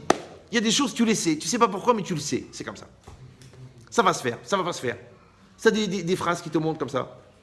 Encore la semaine dernière, une femme, elle m'appelle. Moi, je suis pas Papa Salé, hein. Je vous dis ça juste pour vous montrer comment ça fonctionne. Un monsieur m'appelle, écoutez, j'ai un très gros problème avec mon frère, on est en gros souci, il est très malade, et maintenant mes parents, ils veulent partager l'héritage, mais ils veulent donner à l'avantage de mon frère parce qu'il est malade. Alors je lui dis, votre frère, il a la maladie de Crohn. Il me dit, oui. D'où je sais, moi? Je sais pas, c'est monté comme ça. L'autre, il dit, ouais, je travaille aux États-Unis, à Détroit, oui. Combien il y a de villes en Amérique? Moi, je ne peux pas passer les mots. Mais je pense que quelqu'un, que malgré qu'il a une capacité d'analyse assez conséquente, il décide de mettre de côté son analyse pour laisser parler son intuition, il peut recevoir des messages de son âme qui vont bien au-delà de son cerveau. Ça s'appelle lâcher prise. Laisse faire. Vous comprenez ou non? Ils savent. Comme nos grands-mères. Tu te rappelles nos grands-mères? Ouais. Elles savaient. Bon, mon père, Zichron Ibracha, il a travaillé dans la Chevra Kadisha pendant des années. il avait un sens de la mort. Parce que sa mère, elle avait perdu 6 enfants avant sa naissance. Donc dès qu'il est né, elle a donné, il faisait comme ça, il donnait à Rabbi Shimon Bar Yochai. C'est-à-dire que l'enfant, à partir de 14 ans, il est dans la Chevra Kadisha, il enterre les morts. Donc imagine à 75 ans comme il en a voulu. Eh bien, il voyait. Moi, j'ai un cousin qui est un oncle, qui est niftar. Un mois avant, il a été voir ses enfants, il a dit faites Kibbutz Avayim, votre père, il part dans un mois. Il n'est pas dans un mois. Il n'est pas mort, il n'était pas malade. Il a fait un petit truc, ils ont fait une erreur médicale, je sais pas quoi, putain, chiffre halo. Il sait, ouais, comme un gars qui fait très très attention à la cache-route. On lui met de la viande, elle est noire cette viande. Le boucher, il arrive en courant, excusez-moi, on s'est trompé de paquet, c'était pas pour vous. Ouais, d'où il sait. C'est pareil. L'autre, elle va au mikvé et elle se sent qu'il y a quelque chose qui ne va pas. Il y a quelque chose qui ne va pas. Après, elle rentre à la maison, elle dit, oh là là, t'avais oublié une tâche là, une croûte ou je sais pas quoi qu'il fallait enlever. Et là, il faut refaire le mikvé. Ma mère, qu'Hachem la garde en bonne santé. Ouais. Ils avaient fait la petite Ramès de malade là-bas, Kenadza. Ouais, ils avaient bien fait à Colombécha. Ils avaient fait la petite Ramès. Et là-bas, à l'époque, il avait les murs, il grattait les tables, il frottait les bancs. Et elle dort, écoute ça, elle dort. Et elle rêve, sa grand-mère ou je sais pas quoi, qui lui dit Matachemch, t'as pas honte? Tu as du Hametz en dessous de la tête. Elle se réveille en pleine nuit, ils avaient vraiment Khafallah. Ouais, elle cherche dans le lit, elle trouve pas, elle rendort. Elle revient, il y a du Hametz en dessous de sa tête. Elle enlève les draps, elle enlève la couverture, elle trouve rien. À la fin, elle réfléchit, elle regarde sa bague. La bague, elle est creuse. Qu'est-ce qu'il y avait dedans? De la pâte. C'est quand tu pétris. Et comme elle dort comme ça, elle avait le Hametz en dessous de la tête. Maintenant, toi, tu dis waouh, ouais. Mais c'est pas le waouh. C'est pas le waouh que la grand-mère, elle vient, elle te dit il y a du Hametz. C'est que tu as tellement d'Irat Shamaïm qu'un mort, il vient pour te prévenir. Oui, alors que toi, tu manges, tu finis de manger. Oh, t'as bien mangé, tu dis au serveur à Tel Aviv Cher Berkat Amazon. Ah, va le poser, Khazir, Mata, mère. Le mec, il a mangé du porc, ça fait une demi-heure. Il dit, oh là là, je comprenais pas pourquoi ils étaient moelleuses, ces escalopes. Mais Yabrel, c'était des huîtres. Ah là, pou. Ça fait 1 heure qu'il mange taref, il s'est même pas rendu compte. Il a mangé, réveillé, le porc. Il a mangé le porc. Ouais, il s'est même pas rendu compte. Ah, va la tapo de Tel Aviv, Mata, Rochelle. Il faut un Théouda. Mais c'est Théouda. Le mec, il est en train de fumer un joint, tu lui demandes une Théouda. Le patron, il est en train de prendre une ligne. Bon, il se l'est fixé parce qu'elle est blanche. Ouais. Et toi, tu viens, tu lui dis ah, voilà, dis-nous, mais viens, c'est l'Okacher, po, Israël. Il m'a tiens, je vais te présenter mon mari, il amène un mec. D'accord? T'as compris ou non? Ça veut dire quoi? Ça veut dire que c'est toi. Toi, tu rentres dans le restaurant, tu manges, et après, tu poses la question. L'autre, on la prévient avant. Je ne sais pas si vous vous sentez. Ça veut dire quoi? Ça veut dire que quand toi, tu as développé, avec la Messirut Nefesh, des mitzvot, avec les efforts, avec la gentillesse, avec la douceur, avec l'investissement, avec la pureté, tu développes une intuition spirituelle. Une intuition spirituelle. Vous savez que cette intuition, elle vient même après la mort. Ma tante, ma mère, elle m'a raconté qu'elle avait une tante, que toute sa vie, elle a fait attention au lait, la viande. Toute sa vie, les éponges, les trucs, l'évier, la vaisselle, tout le lait, la viande. Le lait, c'était sa mitzvah. Elle faisait toutes les mitzvot, mais cette mitzvah-là, c'était sa mitzvah. Et un jour, elle meurt. Elle part de ce monde. Ouais. Écoute bien, elle vient au rêve chez une amie à elle. Elle lui dit, écoute-moi bien. Tu vas aller chez ma belle-fille. Tu vas taper à la porte. Quand elle va ouvrir la porte elle est en face de la cuisine. Et là-bas, dans la cuisine, tu vas voir, sur l'évier de viande, il y a l'éponge de lait. Vas-y. Elle va, elle trouve. Tu dis, mais comment tu sais? Elle dit, ta belle-mère, elle est venue en rêve. À Botaï. Et c'est comme ça, il dit le Sdechemen. Il dit, quelqu'un qui était très attaché à une mitzvah dans ce monde-ci, même après sa mort, il devient comme un malach hamemouné, il devient comme un ange qui est responsable de cette mitzvah-là. Alors dis-moi, pour qu'après ta mort, tu sois encore attaché à une mitzvah de ce monde-ci, combien tu devais être attaché dans ce monde-ci? Tu crois comme ça, de temps en temps, en achetant une lettre dans le Sefer Torah, en montant une fois la Torah par an, en faisant une fois un Kaddish par erreur, parce que tu es en train de déménager, tu dis Amen, Amen, Amen, ce qui reste. Tu crois que tu vas t'imprégner de la mitzvah comme ça? Tu crois que tu vas devenir une mitzvah? Tu crois que tu vas devenir un Sefer Torah? Ah, Botaï, c'est pas shoot. Un homme, il doit décider, une femme, elle doit décider. Qu'est-ce qu'elle veut dans ce monde? À quoi tu veux participer? C'est quoi ton aventure? Moi, j'ai très peur pour la jeunesse aujourd'hui, la vérité. J'ai très peur. Parce qu'avant, c'était qui? C'était Rabbi Yaakov Bersera, c'était Rabbi Shimon Bar Yochai, c'était Rabbi Yohanan. Maintenant, c'est qui maintenant? C'est Messi, c'est Ronaldo. Ouais. C'est qui les... Avant, les tzadikim, c'était les influenceurs. Maintenant, c'est qui les influenceurs? Nabila. C'est que les mecs, ils disent, hey, il paraît que Nabila, il a dit que c'est pas bien de prendre ce produit-là. Mais je comprends pas. Vous savez qu'elle n'a pas de cerveau, vous êtes au courant. Elle voulait m'écrire 200 grammes, ils lui ont dit, le seul truc qu'on peut enlever, c'est le cerveau. Elle l'a enlevé. D'accord. Mais comment elle peut être une influenceuse? Maintenant, tu dis, bah, c'est pour des khmar. Je te dis, dans la communauté, tu trouves. Et Instagram, et khadadam, et khadadam. Je dis, mais c'est très grave. Parce que la vie, c'est quoi? La vie, c'est de l'expérience au passé et des repères dans l'avenir. C'est quoi tes repères? C'est quoi tes repères? Oui, c'est exactement pareil. Toi aussi, tu dois savoir. Or, les repères, on se les fabrique. Comme dans un couple. Dans un couple, tu mets de la confiance, tu mets de l'amour, tu mets de la finesse, tu mets de la solidarité. Tu l'as. Tu la mets pas, il n'y en a pas. Les gens ne comprennent pas. Ils me disent, Ramet Chetri, je ne comprends pas. 20 ans de mariage. Alors, on est là comme si de rien. Ça y est, tout est fini, c'est terminé. Elle m'a dit, c'est terminé, tu vas voir avec l'avocat. Mais comment c'est possible que tout est parti en rien? Je dis, mais c'est pas que tout est parti en rien. Il me dit, non. Je dis, non, c'est qu'il n'y avait rien. Une maison, tu l'as construite. Oui, tu mets la communication. Tu mets la douceur. Tu mets la compréhension. Tu mets la solidarité. Tu mets l'investissement. Tu mets pas, il n'y en a pas. D'où? Oui, mais on a la maison, on a la piscine. Les enfants, ils sont bronzés. Mon mari, il est docteur. Ma femme, elle est avocate. Ok. Mais vous avez construit ou non? La vérité, on n'a pas le temps. On est très, très occupés. Donc les gens, ils ne trouvent pas le temps de construire leur couple, mais ils trouvent le temps de tromper leur conjoint.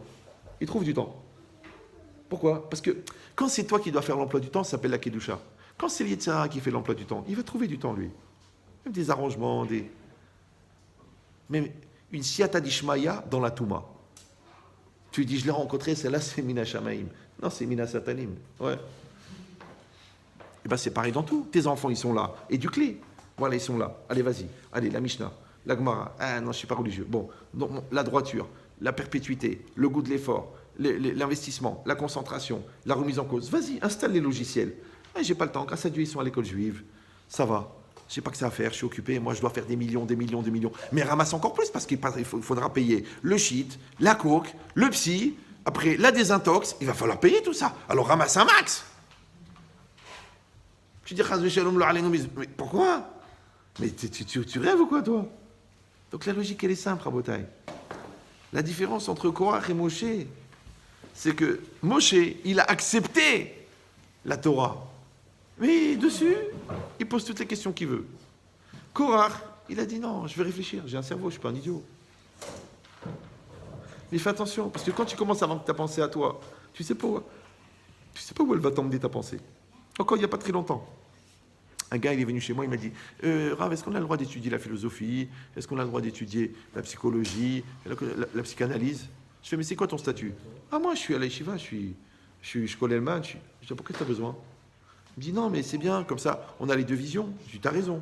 Maintenant, si tu es très très fort dans la Torah et profonde, pas c'est rien que tu as tourné les pages pour t'aérer les yeux. D'accord, ouais. Parce que c'est marqué Va'erenenu Betorah Techa. Non. Si tu as fait la Torah profonde, dans Babakama, tu as compris ce que c'est la responsabilité, qu'est-ce que c'est la perpétuité, tu as compris qu'est-ce que c'est la propriété, tu as compris qu'est-ce que c'est la nature de l'être, la nature du temps, la nature de la matière. Alors, va lire Aristote, c'est pas grave. Mais si tu connais rien, ce que tu vas lire dans Aristote, tu vas croire que c'est la Torah. Tu dis, mais c'est pareil. Quelle différence? Il n'y a pas de nuance. Parce que tu ne connais pas. À Botaï. Qu'est-ce qu'il avait dit, Rashi? Rappelez-vous. Rashi avait dit, les fiches à Satan, veumot haolam, monim et Israël. Parce que le Satan et les peuples du monde, ils se moquent d'Israël. Alors qu'est-ce que tu crois, toi? Maintenant, les goïms, ils vont venir, ils vont dire, ouais, c'est quoi cette mitzvah? Ouais. Ou alors il va venir le Satan, il va venir, il va te dire, oui, c'est quoi cette mitzvah? Non. Moi, je vous donne une lecture personnelle qui n'engage que moi. Ça va? Au pire, j'ai raison. Le Satan, qu'est-ce que c'est le Satan? Les gens croient le Satan. Le Satan, la Gemara dit ou à Satan, ou à Yetzirah, ou à Malachamavet. C'est un ange qui a trois fonctions. Il est en même temps le Yetzirah, à l'intérieur de toi, en même temps le Satan, celui à l'extérieur qui te propose la Vera, et en même temps Malachamavet, l'ange de la mort. C'est le même, les trois. Les trois, un seul ange, trois fonctions. Ça va? Donc en vérité, le Satan, c'est quoi? C'est une voix à l'intérieur de toi qui te parle. Et qui te dit, tu sais, ça n'a aucun sens les tefilines. Pourquoi faire? Pour prendre l'attention. Pourquoi j'ai besoin d'aller au mikvé alors que j'ai une salle de bain à 83 000 euros? C'est Jacob lui-même, Rabbi Jacob de Lafont, il est venu. Il l'a fait. Ouais. Pourquoi j'ai besoin de faire la prière? J'ai un Hazan de malade. Comment il s'appelle? Rabbi David de Guetta. Très très fort. C'est le Rav de Ibiza. Vous ne connaissez pas? Rabbi David. Guetta. Ouais. À Botaï. Chaque mitzvah, tu peux lui enlever sa connotation religieuse. Faites attention parce qu'aujourd'hui, c'est très à la mode chez les rabbins. Il y a des rabbins maintenant, ils serrent la main des femmes, ils font la bise. Ils te disent non, c'est pas assourd. Petit de la cache-route, c'est sanitaire. Ils sont limite réformistes. Mais ils sont nommés à des postes. Hein. Moi, je dis, si un rabbin, il n'est pas religieux, alors c'est qui va être religieux? Je dis, non, mais il faut être ouvert d'esprit, c'est la nouvelle génération. Bien sûr, et la prochaine, c'est Orviller. Il y a une femme, elle m'a dit, mais Orviller, c'est un rabbin. Elle est rabbin. Elle est Orviller, elle est rabbin. C'est vrai. Je dis, tu vois Rav Eliashiv, tu vois Rabbi Shimon Shkop, tu vois Rabbi Aaron Kotler. Vous ne connaissez pas tous ces gens-là? Ouais. Rav Moshe Feinstein, tu connais? Rav Moshe Feinstein, il a fait 400 fois le Shulchan Aruch. 400 fois. C'est-à-dire que toi, tu n'as pas fini encore une fois le Kitsour de Rav Obadia. Lui, il a fait 400 fois les 14 volumes du Shulchan Aruch, qu'il les connaît par cœur. Donc tu mets lui d'un côté, Rav Moshe Feinstein, et de l'autre côté, Orviller. Sur la première page de Vogue, en jean, les jambes écartées, et sans foulard. Et tu dis, Zéharav Shelano, Siata Dishmaya, Bli Neder. Maintenant, encore une fois, moi ça ne me dérange pas qu'il y en a qui veulent être raves, mais ça me dérange qu'il y a des gens qui croient que ça c'est un rave. Alors si ça c'est un rave, c'est quoi les vrais? Des extraterrestres ou là ils sont tombés de la Lune ou des martiens? Et moi, et si vous allez me dire, on n'est pas dans ce niveau-là, ici à Marseille, ici, un jour j'ai fait une conférence dans une synagogue que je ne veux pas dire le nom, la femme du président, elle est venue me voir, elle me dit, franchement, c'est bien la parité, regardez le Rav Orviller, la rabbinite. Alors, allez-nous, c'est-à-dire c'est ça notre génération. Tu dis, c'est vaut mieux mourir avant. C'est que tu penses vraiment que ça c'est un rave. Donc tu n'as pas connu un tzaddik dans ta vie, toi. Tu n'as pas vu qu'est-ce que c'est la connaissance de Ra. Mais même si tu ne connais pas la Torah, mais quand même tu sens la différence. Ben, c'est exactement pareil.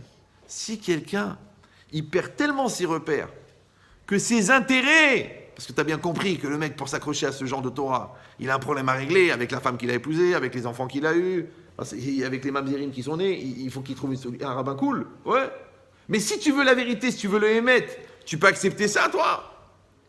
C'est-à-dire jusqu'à quel point tu es prêt à renoncer à la vérité pour te faire plaisir. Des fois, les gens, je dis, il est mamzer. Ah, mais comment on peut arranger les choses? Il est mamzer.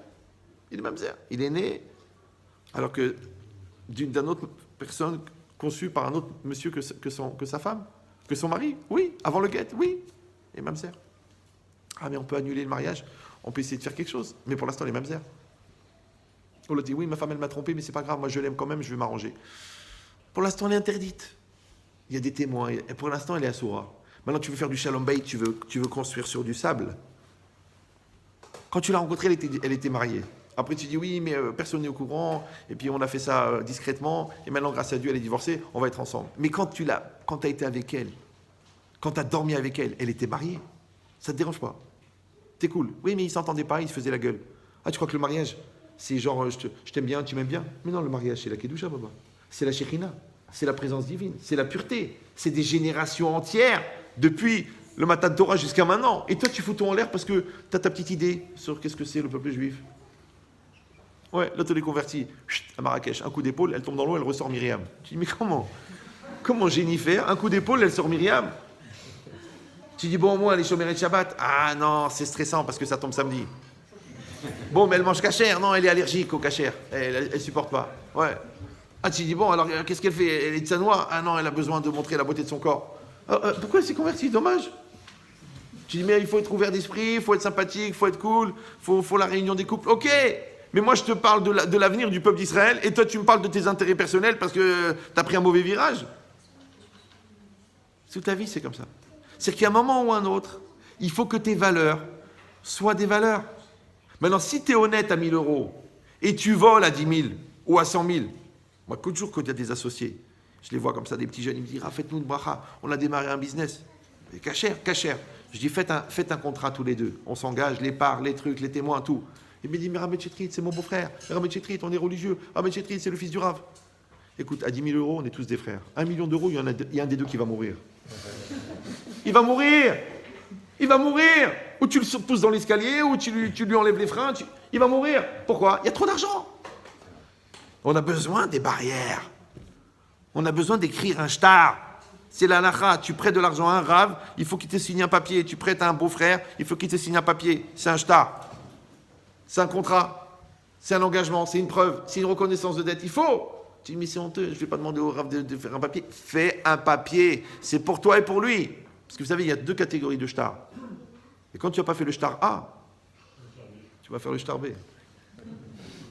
Après, tu viens, mais je ne comprends pas. Tu as des papiers, tu as quelque chose? J'ai rien. Comme il a dit le Rav écrit, les paroles passent, les écrits restent. Fais un papier, mère pas te lecha, fais. Même moi, des gens, des fois, ils viennent, ils m'empruntent, et quoi. Je dis, je m'excuse, il faut me faire un papier.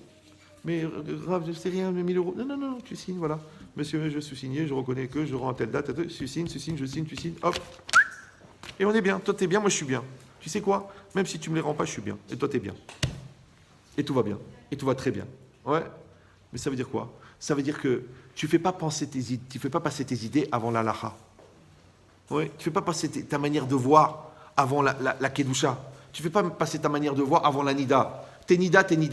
Tu dis non, mais je suis nida, mais vous savez, j'ai des petits problèmes de saignement, j'ai des petits problèmes de trucs. Et puis c'est dur de se séparer de mon mari. Donc c'est pas on fait rien, mais on dort ensemble, on se fait des bisous. Madame, vous êtes nida. C'est un niveau de touma énorme. Pourquoi faire pour amener quoi? Un petit bisou, parce que quand il me prend dans les bras, ça me fait plaisir. Ok, après il y a des problèmes, il y a des soucis, les enfants ils pètent les câbles, l'autre il est à moitié fou, l'autre il est dépressif, tu vas chez le tzaddik, il dit vous gardez pas la nida madame? Non. Happy birthday to you, c'est foutu canaillou. Mais les grands-mères, les grands-mères, ouais. Les grands-mères. Tu sais quoi? Ma grand-mère, quand elle était nida, il y avait un tapis, elle n'avait même pas le droit de marcher dessus. Parce que ça, c'est des lois de Tahara, de la Gemara et du Zohar. Regarde ce qu'ils faisaient comme halachot. Toi, tu dis, faut pas exagérer. Ouais. Ok. Mais regarde les enfants, les petits-enfants, qu'ils ont été conçus, qu'ils ont été élevés, qu'ils ont été grandis dans un niveau de Kedusha, et l'autre, qui a été grandi dans l'Akhra, regarde. Tu dis, va étudier la Torah. Oh, ça me saoule. Fais une bracha. Oh, j'en ai marre. Mets les tefilines. Oh, papa, arrête de me saouler. Mais t'es un Ben Israël, tu mets pas les tefilines. Non, j'ai plus envie. J'ai pas le temps. Je me casse. On va t'appeler Patricia. Toi. D'accord? En bataille, c'est pas shoot. Que, en vérité, tu conditionnes ton avenir en investissant dans ton présent. Alors réfléchis. Qu'est-ce que tu veux mettre dans ton présent? Tu veux mettre ta logique? Tu veux mettre ton intelligence? Elle est limitée. Alors qu'est-ce que tu vas mettre? Mets ta imuna. Maintenant, la imuna n'exclut pas l'intelligence. Vous le savez ou non? Pourquoi? Parce que quand quelqu'un y réfléchit, d'accord? Qu'est-ce qu'il fait? Par exemple, c'est quoi la science? La différence entre la science et la Torah? La science, elle pose plein de questions dans l'espoir de connaître la vérité. La Torah, tu connais déjà la vérité. Ouais? Tu as déjà la sérénité de la vérité. Après, tu peux poser toutes les questions que tu veux pour comprendre le message de la vérité. Tu dis, mais ça, c'est pareil, blanc, bonnet, bonnet, blanc. Genre, tu poses des questions d'abord et tu trouves la vérité, ou tu connais la vérité et tu poses des questions. Quelle différence? Non, il y a une différence de folie. C'est que quand tu connais la vérité, tu as la sérénité. Donc, tu peux réfléchir tranquillement. Mais quand tu ne connais pas la vérité, l'anxiété de ne pas connaître la vérité, elle développe chez toi un malaise anxiogène de l'ignorance. Donc, soit tu vas dire n'importe quoi parce que tu es angoissé de ne pas savoir, ouais. Soit tu vas refuser la vérité parce qu'elle est trop facile, elle est trop évidente. À Botaï, c'est pas shoot. On donne à nos enfants la vérité. On leur donne la vérité. On a dit, voilà, ça, le Chumash, c'est Emet. La Gemara, c'est Emet. La Mishnah, c'est Emet. Maintenant, va faire des Tosfot, des Rashba, des Rabbi Akiba Eiger, des Rav Chaim, va, tout ce que tu veux. Moi, je vous dis la vérité. Moi, ça fait 35 ans que j'enseigne, c'est pas de ce matin. Ouais. Vous me croyez qu'en 35 ans, avec tous les milliers de conférences et les 20 000 personnes par an, j'ai jamais entendu une bonne question à la fin d'un cours. Un mec, genre, il m'a planté. Wow, il m'a fait une question, le mec, il m'a planté. Pourquoi? J'ai pas de la grave, hein. La vérité, je vous dis, concrètement, c'est ce qui s'est passé. Pourquoi? Alors, je vais vous dire un truc. Vous le prenez pas mal, hein. Vous êtes bien là? Vous êtes tendu? Ouais. Écoutez bien. Premièrement, ce que toi, tu penses à la fin du cours, c'est moi qui te l'ai fabriqué pendant tout le cours. Donc, soit les liens de causalité que j'ai créés dans les transitions intellectuelles, elles ont fait que tu arrives à une certaine conclusion, et je la connais parce que c'est moi qui ai créé la cause, donc c'est moi qui ai créé la conséquence. Soit je t'ai créé un porte-à-faux qui t'a mis en situation de remise en cause, qui a fait que je sais la question que tu vas me poser, puisque je vois sur quoi t'as tiqué. Donc quand je sais ce qui te dérange, je sais ce que tu vas dire. Donc en vérité, c'est moi l'influenceur, donc je sais ce que tu penses. Donc comment tu peux avoir une question en dehors du cadre que j'ai fixé moi par le flux intellectuel du raisonnement? Vous me suivez ou non? Donc c'est pour ça que les trois quarts des gens, ouais, quand j'ai commencé à 30 ans, les gens ils viennent à la fin, oui, mais pourquoi vous dites ça? Pourquoi vous dites ça? Après j'ai compris, j'ai dit ce que je vais faire. Au lieu de faire un cours et de créer un stress, parce qu'il y a de la remise en cause, et que les gens après ils expriment leur stress en posant des questions, parce que c'est ça une question. Une question c'est juste pour légitimer un stress que tu n'arrives pas à assumer. Ça s'appelle un échappatoire. Ouais, ça c'est la différence entre un prétexte et une raison. Vous suivez ou non? Quand votre mari, il vous donne une raison, ou votre femme, il vous donne une raison, comment vous savez si c'est une raison ou un prétexte? Vous savez pas? C'est très simple. Parce que la raison, elle est raisonnable. Mais le prétexte, il n'est pas raisonnable. Donc si, quand la personne te donne la raison, tu dis, ben, explique-moi la raison. Elle dit, j'en sais rien. C'est comme ça. Donc c'est un prétexte. Mais pour le savoir que c'est un prétexte, il faut que tu connaisses ton taux de FTG. C'est-à-dire le taux de foutage de gueule. Mais si toi-même, tu ne sais pas quand toi, tu te fous de ta gueule, donc tu ne sais pas non plus quand tu te fous de la gueule de l'autre. Et si tu vas dire, bah, c'est pas grave, peut-être on peut vivre comme ça, dans une espèce de semi-conscience, entre les vapeurs et les désirs et les excitations. Non, ça c'est bien pour la grenouille, tu vois, tu touches le nerf et fait... Mais tu dois décider. Moi, quand j'avais 14 ans, je n'étais pas religieux, j'ai levé les mains au ciel, j'ai dit Hachem, je ne veux plus de réaction, je veux des décisions. Est-ce que vous savez la différence? La réaction, réagir, re-agir. Maintenant, si toi, tu réagis, c'est qu'il y a quelqu'un qui a agi. Donc toi, tu es que la réaction d'une action. Donc tu n'es pas le maître de l'action. Mais si toi, tu as une décision, c'est que c'est toi qui es à l'origine de l'action. Maintenant, si toi, toute ta vie, tu es en réaction, on te fait plaisir, tu es content. On te fait une remarque, tu te vexes. Il pleut, tu fais la gueule. Le business, il marche, tu es bien. Il plante, tu es dépressif. Donc tu es tout le temps en réaction. Donc celui qui est maître de des actions, il est maître de tes réactions. Donc en quoi tu es libre? Et ce qui est marrant, c'est que les gens, moins ils sont religieux, plus ils se prétendent libres. Alors qu'en vérité, celui qui n'est pas religieux, il est soumis à son Yetzirah, et le Yetzirah, il le manipule. Donc en quoi il est libre? Tu dis, moi je suis esclave de la religion, moi je suis esclave des téphilines, je suis esclave de la Gemara. Mais toi, tu es esclave de ta peur, tu es esclave de tes pulsions, tu es esclave de tes nerfs, tu es esclave du décolleté de la voisine, ouais. Tu es esclave de la maison de l'autre, tu es esclave de la Lamborghini du voisin, tu deviens cinglé parce qu'il a une plus belle voiture que toi. Donc c'est qui l'esclave? C'est pour ça qu'ils ont dit Aroskim Batora Eluen Benechorin, celui qui étudie la Torah, c'est lui l'homme libre. Mais vous avez compris, c'est pas parce qu'il tourne les pages, c'est toutes les midotes qui sont nécessaires pour pouvoir étudier la Torah, c'est elle qui te libère. Elle te libère. Parce que tu dois travailler ta modestie et travailler ta capacité à reconnaître la vérité. Et tu dois travailler ta flemme, et tu dois travailler tes intérêts, et tu dois travailler ta petitesse d'esprit, et tu dois travailler ta capacité de remise en cause. Les 49 qualités qui sont nécessaires pour acquérir la Torah, c'est elle qui te rend libre. Donc ce n'est pas la Torah qui rend libre. Vous me suivez ou non? C'est les midotes qui sont nécessaires pour avoir la Torah. Maintenant, quand tu n'es pas dans cette dynamique-là de liberté, eh ben, tu es esclave. Ça veut dire, écoutez bien, ça veut dire que depuis la sortie d'Égypte, il ne reste que deux solutions. Ou tu vas être un serviteur de Dieu, ou tu vas être un serviteur du Satan. Parce que le Satan, les gens ils croient Satan.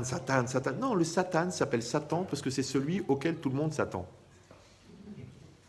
Maintenant, si toi, tu es encore surpris par ton Satan, tu dis « Ah, tu sais, j'ai été pris par ma colère, j'arrive pas à réfléchir, ou je suis têtu, j'arrive pas à m'en sortir, et puis je suis amoureux, je veux plus réfléchir, et je suis énervé, j'arrive plus à truquer. » C'est-à-dire que toi, toute ta vie, elle est prise en charge par ta nature. Vous savez, moi, je rencontre des gens toute la journée.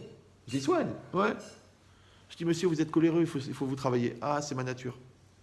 Je dis, madame, vous êtes une menteuse, il faut travailler sur le mensonge. Ah non, c'est ma nature. Je dis, écoutez-moi bien, si à chaque fois qu'on te pose des questions, tu dis c'est ma nature, pourquoi tu vas voir un rabbin? Va voir un vétérinaire. Le vétérinaire s'occupe de la nature. T'es une vache, t'es un veau, t'es un taureau, t'es un cochon, c'est ta nature. Le vétérinaire, il dit, ah, cochon, on sait quoi faire avec. Mais toi, tu dis, je suis pas un cochon, moi. Moi, je suis pas une vache. Moi, je suis la personne au-dessus du corps qui maîtrise. Ouais. Mais là, encore une fois, si tu l'as pas fabriqué, cette personne-là, là, qui va être maître de ton corps, peut-être tu n'es même pas né. Et je vais vous dire encore mieux, vous avez compris maintenant, il y a la réalité et il y a le conscient. Le conscient, c'est lui qui maîtrise la réalité. D'accord? Ok. Maintenant, c'est quoi le but d'éduquer? C'est pour éduquer le conscient? Non. C'est pour éduquer le subconscient. Comment on appelle le subconscient dans la Torah? Le lev. Qu'est-ce que c'est marqué dans la Torah? Vayadarta ayom, va ashevota el levavecha. Tu seras aujourd'hui et tu ramèneras à ton cœur. C'est quoi le cœur? Pas le cœur des émotions. Non, le cœur du problème, le cœur de la ville, le cœur de la personne, c'est le centre de la personne. C'est la source de l'impulsion première. C'est ton essence profonde, le bout de ton moi jusqu'avant ta neshama. C'est ça le cœur. Ça va? Ben, comment ça s'appelle chez l'égoïsme? Ça s'appelle le subconscient. Maintenant, réfléchis bien, écoute-moi bien. Tu as une femme devant toi, c'est une réalité. Tu as un mari devant toi, c'est une réalité. Toi, avec conscience, tu dois faire de la bonté, de la gentillesse, de l'investissement, de la communication. Qu'est-ce que tu fais? Tu éduques le conscient. D'accord? Mais à quoi il sert d'éduquer le conscient? Ça sert à éduquer le subconscient. Maintenant, c'est quoi le subconscient de ton couple? Le conscient de ton couple, il est là, monsieur et madame? C'est quoi le subconscient de ton couple? C'est ce que c'est? C'est que, par exemple, 3 fois tu penses à elle, tu dis, il faut que je l'appelle. Le téléphone, il sonne, c'est elle. Vous êtes liés dans le subconscient. Ouais. Elle, maintenant, elle a de la peine. Et toi, tu n'es pas bien. Tu as mal au ventre. Oui, elle ne veut pas te déranger, mais elle a des contractions très fortes. Et toi, tu es au travail. En vérité, elle est en train d'accoucher. Mais elle ne veut pas te déranger. Et toi, tu as mal au ventre. Parce que vous êtes ishtok et goufo. Vous êtes liés. Où ça? Dans le subconscient.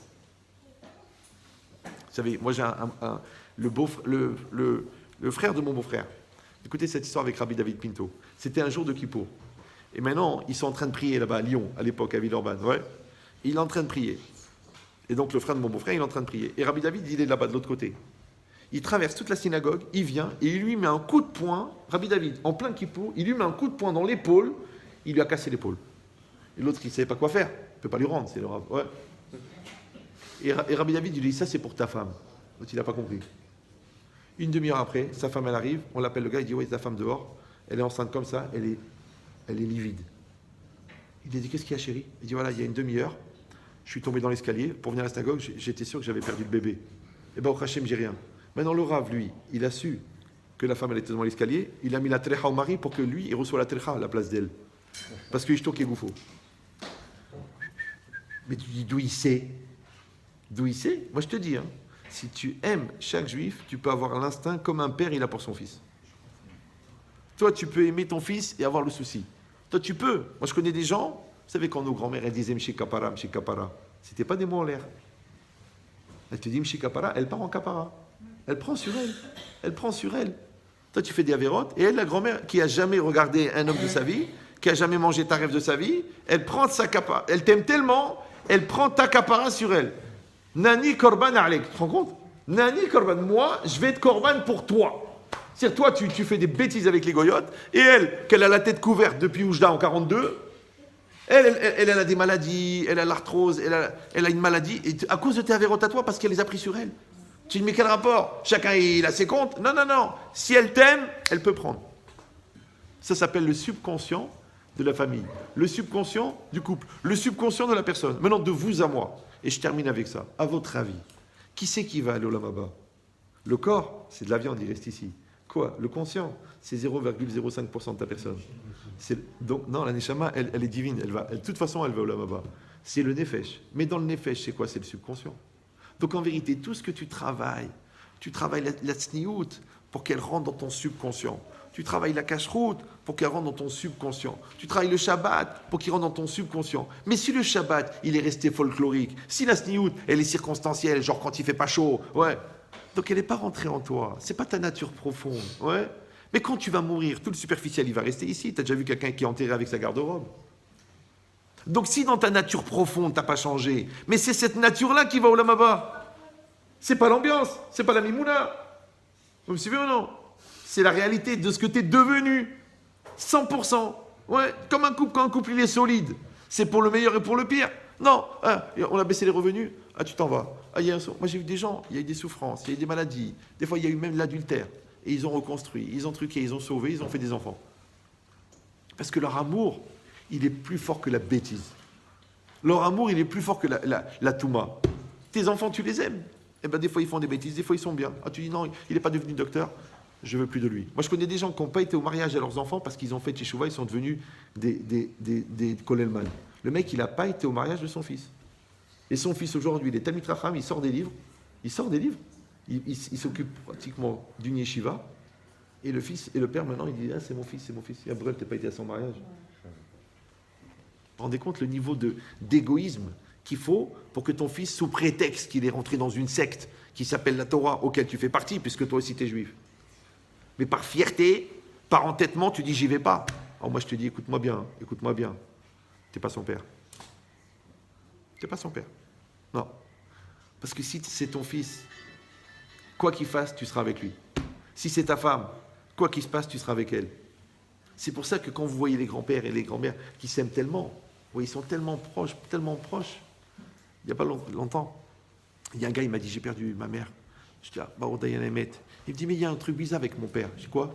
Il a dit, quand ils sont revenus du cimetière, le père, il a enlevé les appareils, il les a posés. Il lui a dit, pourquoi papa, il ne marche plus? Il a dit, bon, on va te changer les piles. Il a dit, ça ne sert à rien. Ils ont insisté. Écoute la réponse qu'il leur a donnée. Maintenant, il vient d'enterrer sa femme. Qu'est-ce qu'il leur a dit? 52 ans de vie commune. Qu'est-ce qu'il a dit? Il a dit, j'ai plus personne à écouter. Je ne sais pas si vous... Tu mets les enfants, les petits-enfants. C'est autre chose. C'est bien, c'est gentil, c'est ambiance. Mais ma moitié, elle est partie. Alors, rien que j'attends de la rejoindre, c'est tout. Ça, ils se sont mariés, ces deux-là. Ouais, mais les autres, première engueulade, premier nerf, tu sais quoi? Casse-toi, va chez ta mère, tu me saoules. Mais ceux-là, moi je leur dis, comment vous pouvez divorcer, vous n'êtes pas mariés? On ne peut pas se marier comme des imbéciles et divorcer comme des idiots. Donc d'abord, tu te maries. Après, on divorce. Ouais. Et en général, quand tu t'es bien marié, quand tu vas divorcer? Donc en vérité, les gens qui divorcent ne sont pas mariés. Les trois cas. Parce qu'ils confondent cohabiter et coexister. Ils cohabitent. Tant que c'est intéressant, tant que ça vaut la peine, tant que tu ne m'énerves pas, tant que tu ne me remets pas en cause, ok. Mais si tu me saoules, tu te casses. Ah bon, c'est ça le mariage. Mais quand on est soudés, Baba, tu ne peux pas nous séparer. C'est pareil, on est des amis, on est des associés, on a commencé ensemble, on est sortis de la fac, on a créé la boîte, on a monté 1, 2, 3, maintenant on est à 19 millions d'euros de chiffre d'affaires mensuel. C'est maintenant que tu commences à me dire, ouais, j'aime pas ta gueule. Mais Baba, on était ensemble, on a tout fait ensemble. Tu sais quoi, garde tout l'argent. J'en veux plus, parce que s'il n'y a plus notre amitié, qu'est-ce que je vais faire avec l'argent? Ouais, mais tu sais, je gagne plus, tu gagnes plus, je gagne moins. Baba, mais si ce qu'on avait de pur dans notre association, tu l'as détruit pour de l'argent. Mais on va tous mourir, Baba, qu'est-ce que tu vas faire avec l'argent? Tu vas mettre tu vas mettre des poignées en titane dans le cercueil. En bataille, c'est ça. Donc ce qui s'est passé maintenant, on l'a compris. Satan, ve'umot haolam, c'est l'homme lui-même. Quand l'homme lui-même, ça lui montre le Satan de dire, mais c'est quoi le sens des mitzvot? Quand ça lui montre lui-même de dire, bon, mais umot haolam, c'est pas les peuples du monde, c'est que l'homme, il commence à penser comme le goy il a dit ça, le goy il a dit ça, le goy il a dit ça. C'est tellement tu connais pas la Torah, que toi, tu fais rentrer la pensée du goy dans la compréhension de la Torah. Hachem, il dit, tu sais d'où ça vient ça? Parce que tu n'as pas compris que Xeraim il est fanaï. Ça veut dire quoi? C'est pas que tu acceptes et tu te tais, c'est que tu dois avoir la émouna que la Torah elle est émette. Ouais. Quand tu as la émouna, donc tu as un a priori intellectuel que la Torah elle est émette, quand tu es bien dans ta Torah, quand tu es bien dans ta Kedusha, quand tu es bien dans ta communauté, après tu peux réfléchir toute la journée, tu peux te casser la tête, tu vas trouver la réponse. Tu vas trouver comment intellectualiser la Torah. Tu vas trouver comment rationaliser même l'irrationnel. Tu sais pourquoi? Parce que tu as laissé la Torah, Torah, et la science, science. La Torah, Torah, et la philosophie, philosophie. La Torah, Torah, et la psychologie. Mais qu'est-ce qu'ils vont les gens? Maintenant, ils veulent que la psychologie, ça doit de la Torah. Ils veulent que la Torah, ça soit de la psychologie. Maintenant, combien de raves ils deviennent coach? Tu dis, mais si t'es coach, Baba, c'est que tu t'occupes des chevaux. Le coacher. Ouais. Non, laisse la Torah. Laisse la Torah. Mais c'est plus facile, parce que pour devenir rave, il faut 15 ans. Mais pour devenir coach, il faut 6 mois. Alors tu mets 3 mots de Torah, tu fais coach Torah. Coach de vie, coach de trucs, coach de... Arrête, Baba, arrête. Ouais. Moi, je vois des gens, ils me disent, moi, j'aimerais bien donner des conférences. Mais qu'est-ce que tu fais dans la vie? Je suis vendeur de savonnettes, ou je suis dans l'ISO. J'écoute, Baba, tu veux faire des conférences? Va au collège, 15 ans. C'est long. Bien sûr que c'est long. Qu'est-ce que tu crois pour dire des bêtises? Toute la vie, c'est pareil. Toi, tu veux dire des phrases à tes enfants qui s'en rappellent quand ils sont grands. Réfléchis avant de parler. Vous savez, moi, j'ai des trucs incroyables. Là, il y a un gars qui m'a invité à son mariage. Il m'a dit, Rav, je voudrais que vous veniez à mon mariage parce que je suis encore marqué par le Dvar Torah que vous avez fait à ma bar mitzvah. T'as compris ou non? Moi, j'espère qu'il ne se rappelle pas du Dvar Torah que j'ai fait à sa Brit Mila. D'accord? Des gens, ils ont fait tchouva pour un Dvar Torah à un enterrement. Il a dit, je l'ai rencontré dans l'aéroport, il dira, je voulais vous dire, je fais Shabbat depuis que j'ai entendu, vous avez parlé pour un tel à l'enterrement, 20 minutes, comme ça, j'ai pris sur moi Shabbat. Non, c'est pas pour moi. C'est que quand tu dis quelque chose que tu as vraiment travaillé, que tu as vraiment intégré, ça marche. Dvarim ayotzi min halev. Mais si tu fais un copier-coller entre la Torah et les autres, après tu dis, comment ça se fait qu'il n'y a pas de résultat? Pourquoi les gens ne bougent pas? Pourquoi les gens ne font pas teshuva? Mais Baba, les pharmaciens ne vendent pas des cravates. Donc une chose que tu n'as pas intégrée, écoute bien, c'est pas la peine de l'enseigner. Une chose que tu n'as pas intégrée, c'est pas la peine de l'exiger de tes enfants, puisque toi-même tu le fais pas. Tu dis à ton fils, tourne la tête, c'est pas joli ce qu'il y a à la télé, et toi tu regardes des trucs sur Internet. Même s'il t'a jamais surpris, mais tu peux pas lui transmettre parce que tu l'as pas acquis. Oui. Après tu dis, je comprends pas, les gens ils me font pas confiance. Mais t'es un menteur. Comment ils vont t'écouter? Tu dis, ils savent pas que je mens. Ils n'ont pas besoin. Puisque ta parole elle est menteuse. Ouais. Ta nature elle est fausse. Donc ça passe pas.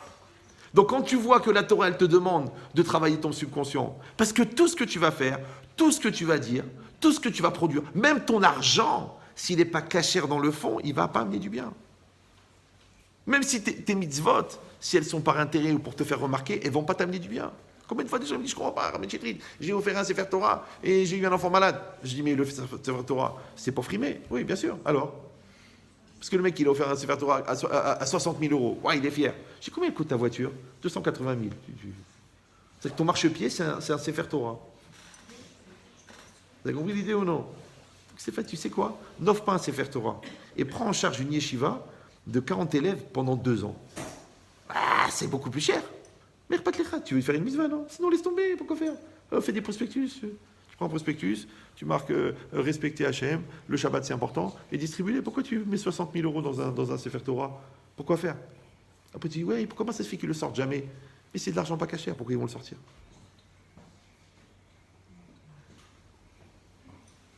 Donc Rabotai, ce qu'on souhaite, Bezrat Hashem, c'est qu'on tire de cette paracha, parce que le plus important, c'est pas le cours, c'est qu'est-ce qu'on fait avec, d'accord?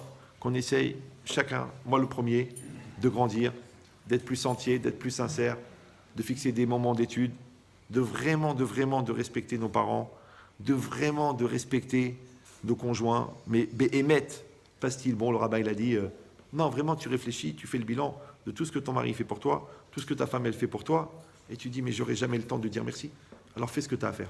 Ouais. Et les enfants c'est pareil, ils sont devant toi combien de temps? 10 ans, 15 ans, 20 ans, alors fais-leur passer des messages. Ne dis pas, quand ils sont petits, c'est trop tôt. Quand ils sont ados, ils ne m'écoutent pas. Et quand ils vont à l'Eshiva ou ils vont à l'école, j'ai pas le temps. Alors ils partent de la maison, ils sont vides, rec. Après, tu les vois, comment ils parlent à leur femme. Tu dis, je comprends pas, t'es mon fils, toi? Tu m'as vu parler une fois comme ça à ta mère? Ouais, mais papa, tu m'as rien expliqué. Alors prends le temps. C'est tes enfants. Tu les emmènes à la synagogue, tu marches avec eux, tu leur racontes. Tu dis, voilà, mon fils, voilà comment il faut faire. Voilà qu'est-ce qui est important. Voilà, c'est ça les priorités de la vie. C'est pas du temps perdu. C'est pas. Ouais. Il y a une table de Shabbat, mets un Dvar Torah, mets une rigolade, mets une discussion, parle des choses qui vous intéressent, que chacun prenne la parole, que la table de Shabbat, ça vaut la peine. Moi, les gens, ils m'appellent, ils me disent, Ramen Chetrit, les enfants, ils restent pas à table. Mais ton Shabbat, c'est d'Achra, qu'est-ce que tu fais? Tu fais de la bouffe, il se bat. Tu fais pas d'ambiance, tu fais pas de Kedusha, tu fais pas de Shechina. Il a pas la Shechina, pourquoi il va rester? Donc en vérité, quand toi, tu aménages, ouais, tu vas en Israël 3 semaines, Emmène-les voir des tzadikim. À part que tu les emmènes à Eilat et à Tel Aviv. Emmène-les. Va dans le nord. Allez pleurer sur les kivrés tzadikim. Va chez Rabbi Meir. Qu'est-ce que ça peut te faire? Ouais, mais on n'est pas très religieux. Et quand tu as un enfant malade, là, tu fais tous les tzadikim. Tu ne veux pas y aller avant pour éviter d'avoir à les faire? Donc, qu'est-ce qu'on est en train de dire? On est en train de dire, c'est ça la démarche. C'est ça, Chokat. Tu comprends pas, c'est vrai, mais tu as la Emouna. Ouais. Et d'avoir cette Emouna là, c'est une attitude. Et cette attitude, elle t'ouvre des portes extraordinaires. Ouais. C'est pour ça que c'est marqué Zot Chokat à Torah et que c'est pas marqué Zot Chokat à Para. Parce que maintenant, on va t'enseigner une loi qui est l'attitude que tu dois avoir par rapport à la mitzvah, par rapport à la connaissance, qui est entièrement fondée sur la Emouna. Maintenant, sachez que les mitzvot que tu as fait avec ton cerveau, ils ne passent pas chez les enfants. Mais les mitzvot que tu as fait avec l'Emouna, ils passent chez tes enfants. Donc venez, on se débrouille pour les faire avec l'Emouna. Hazak ou Baro.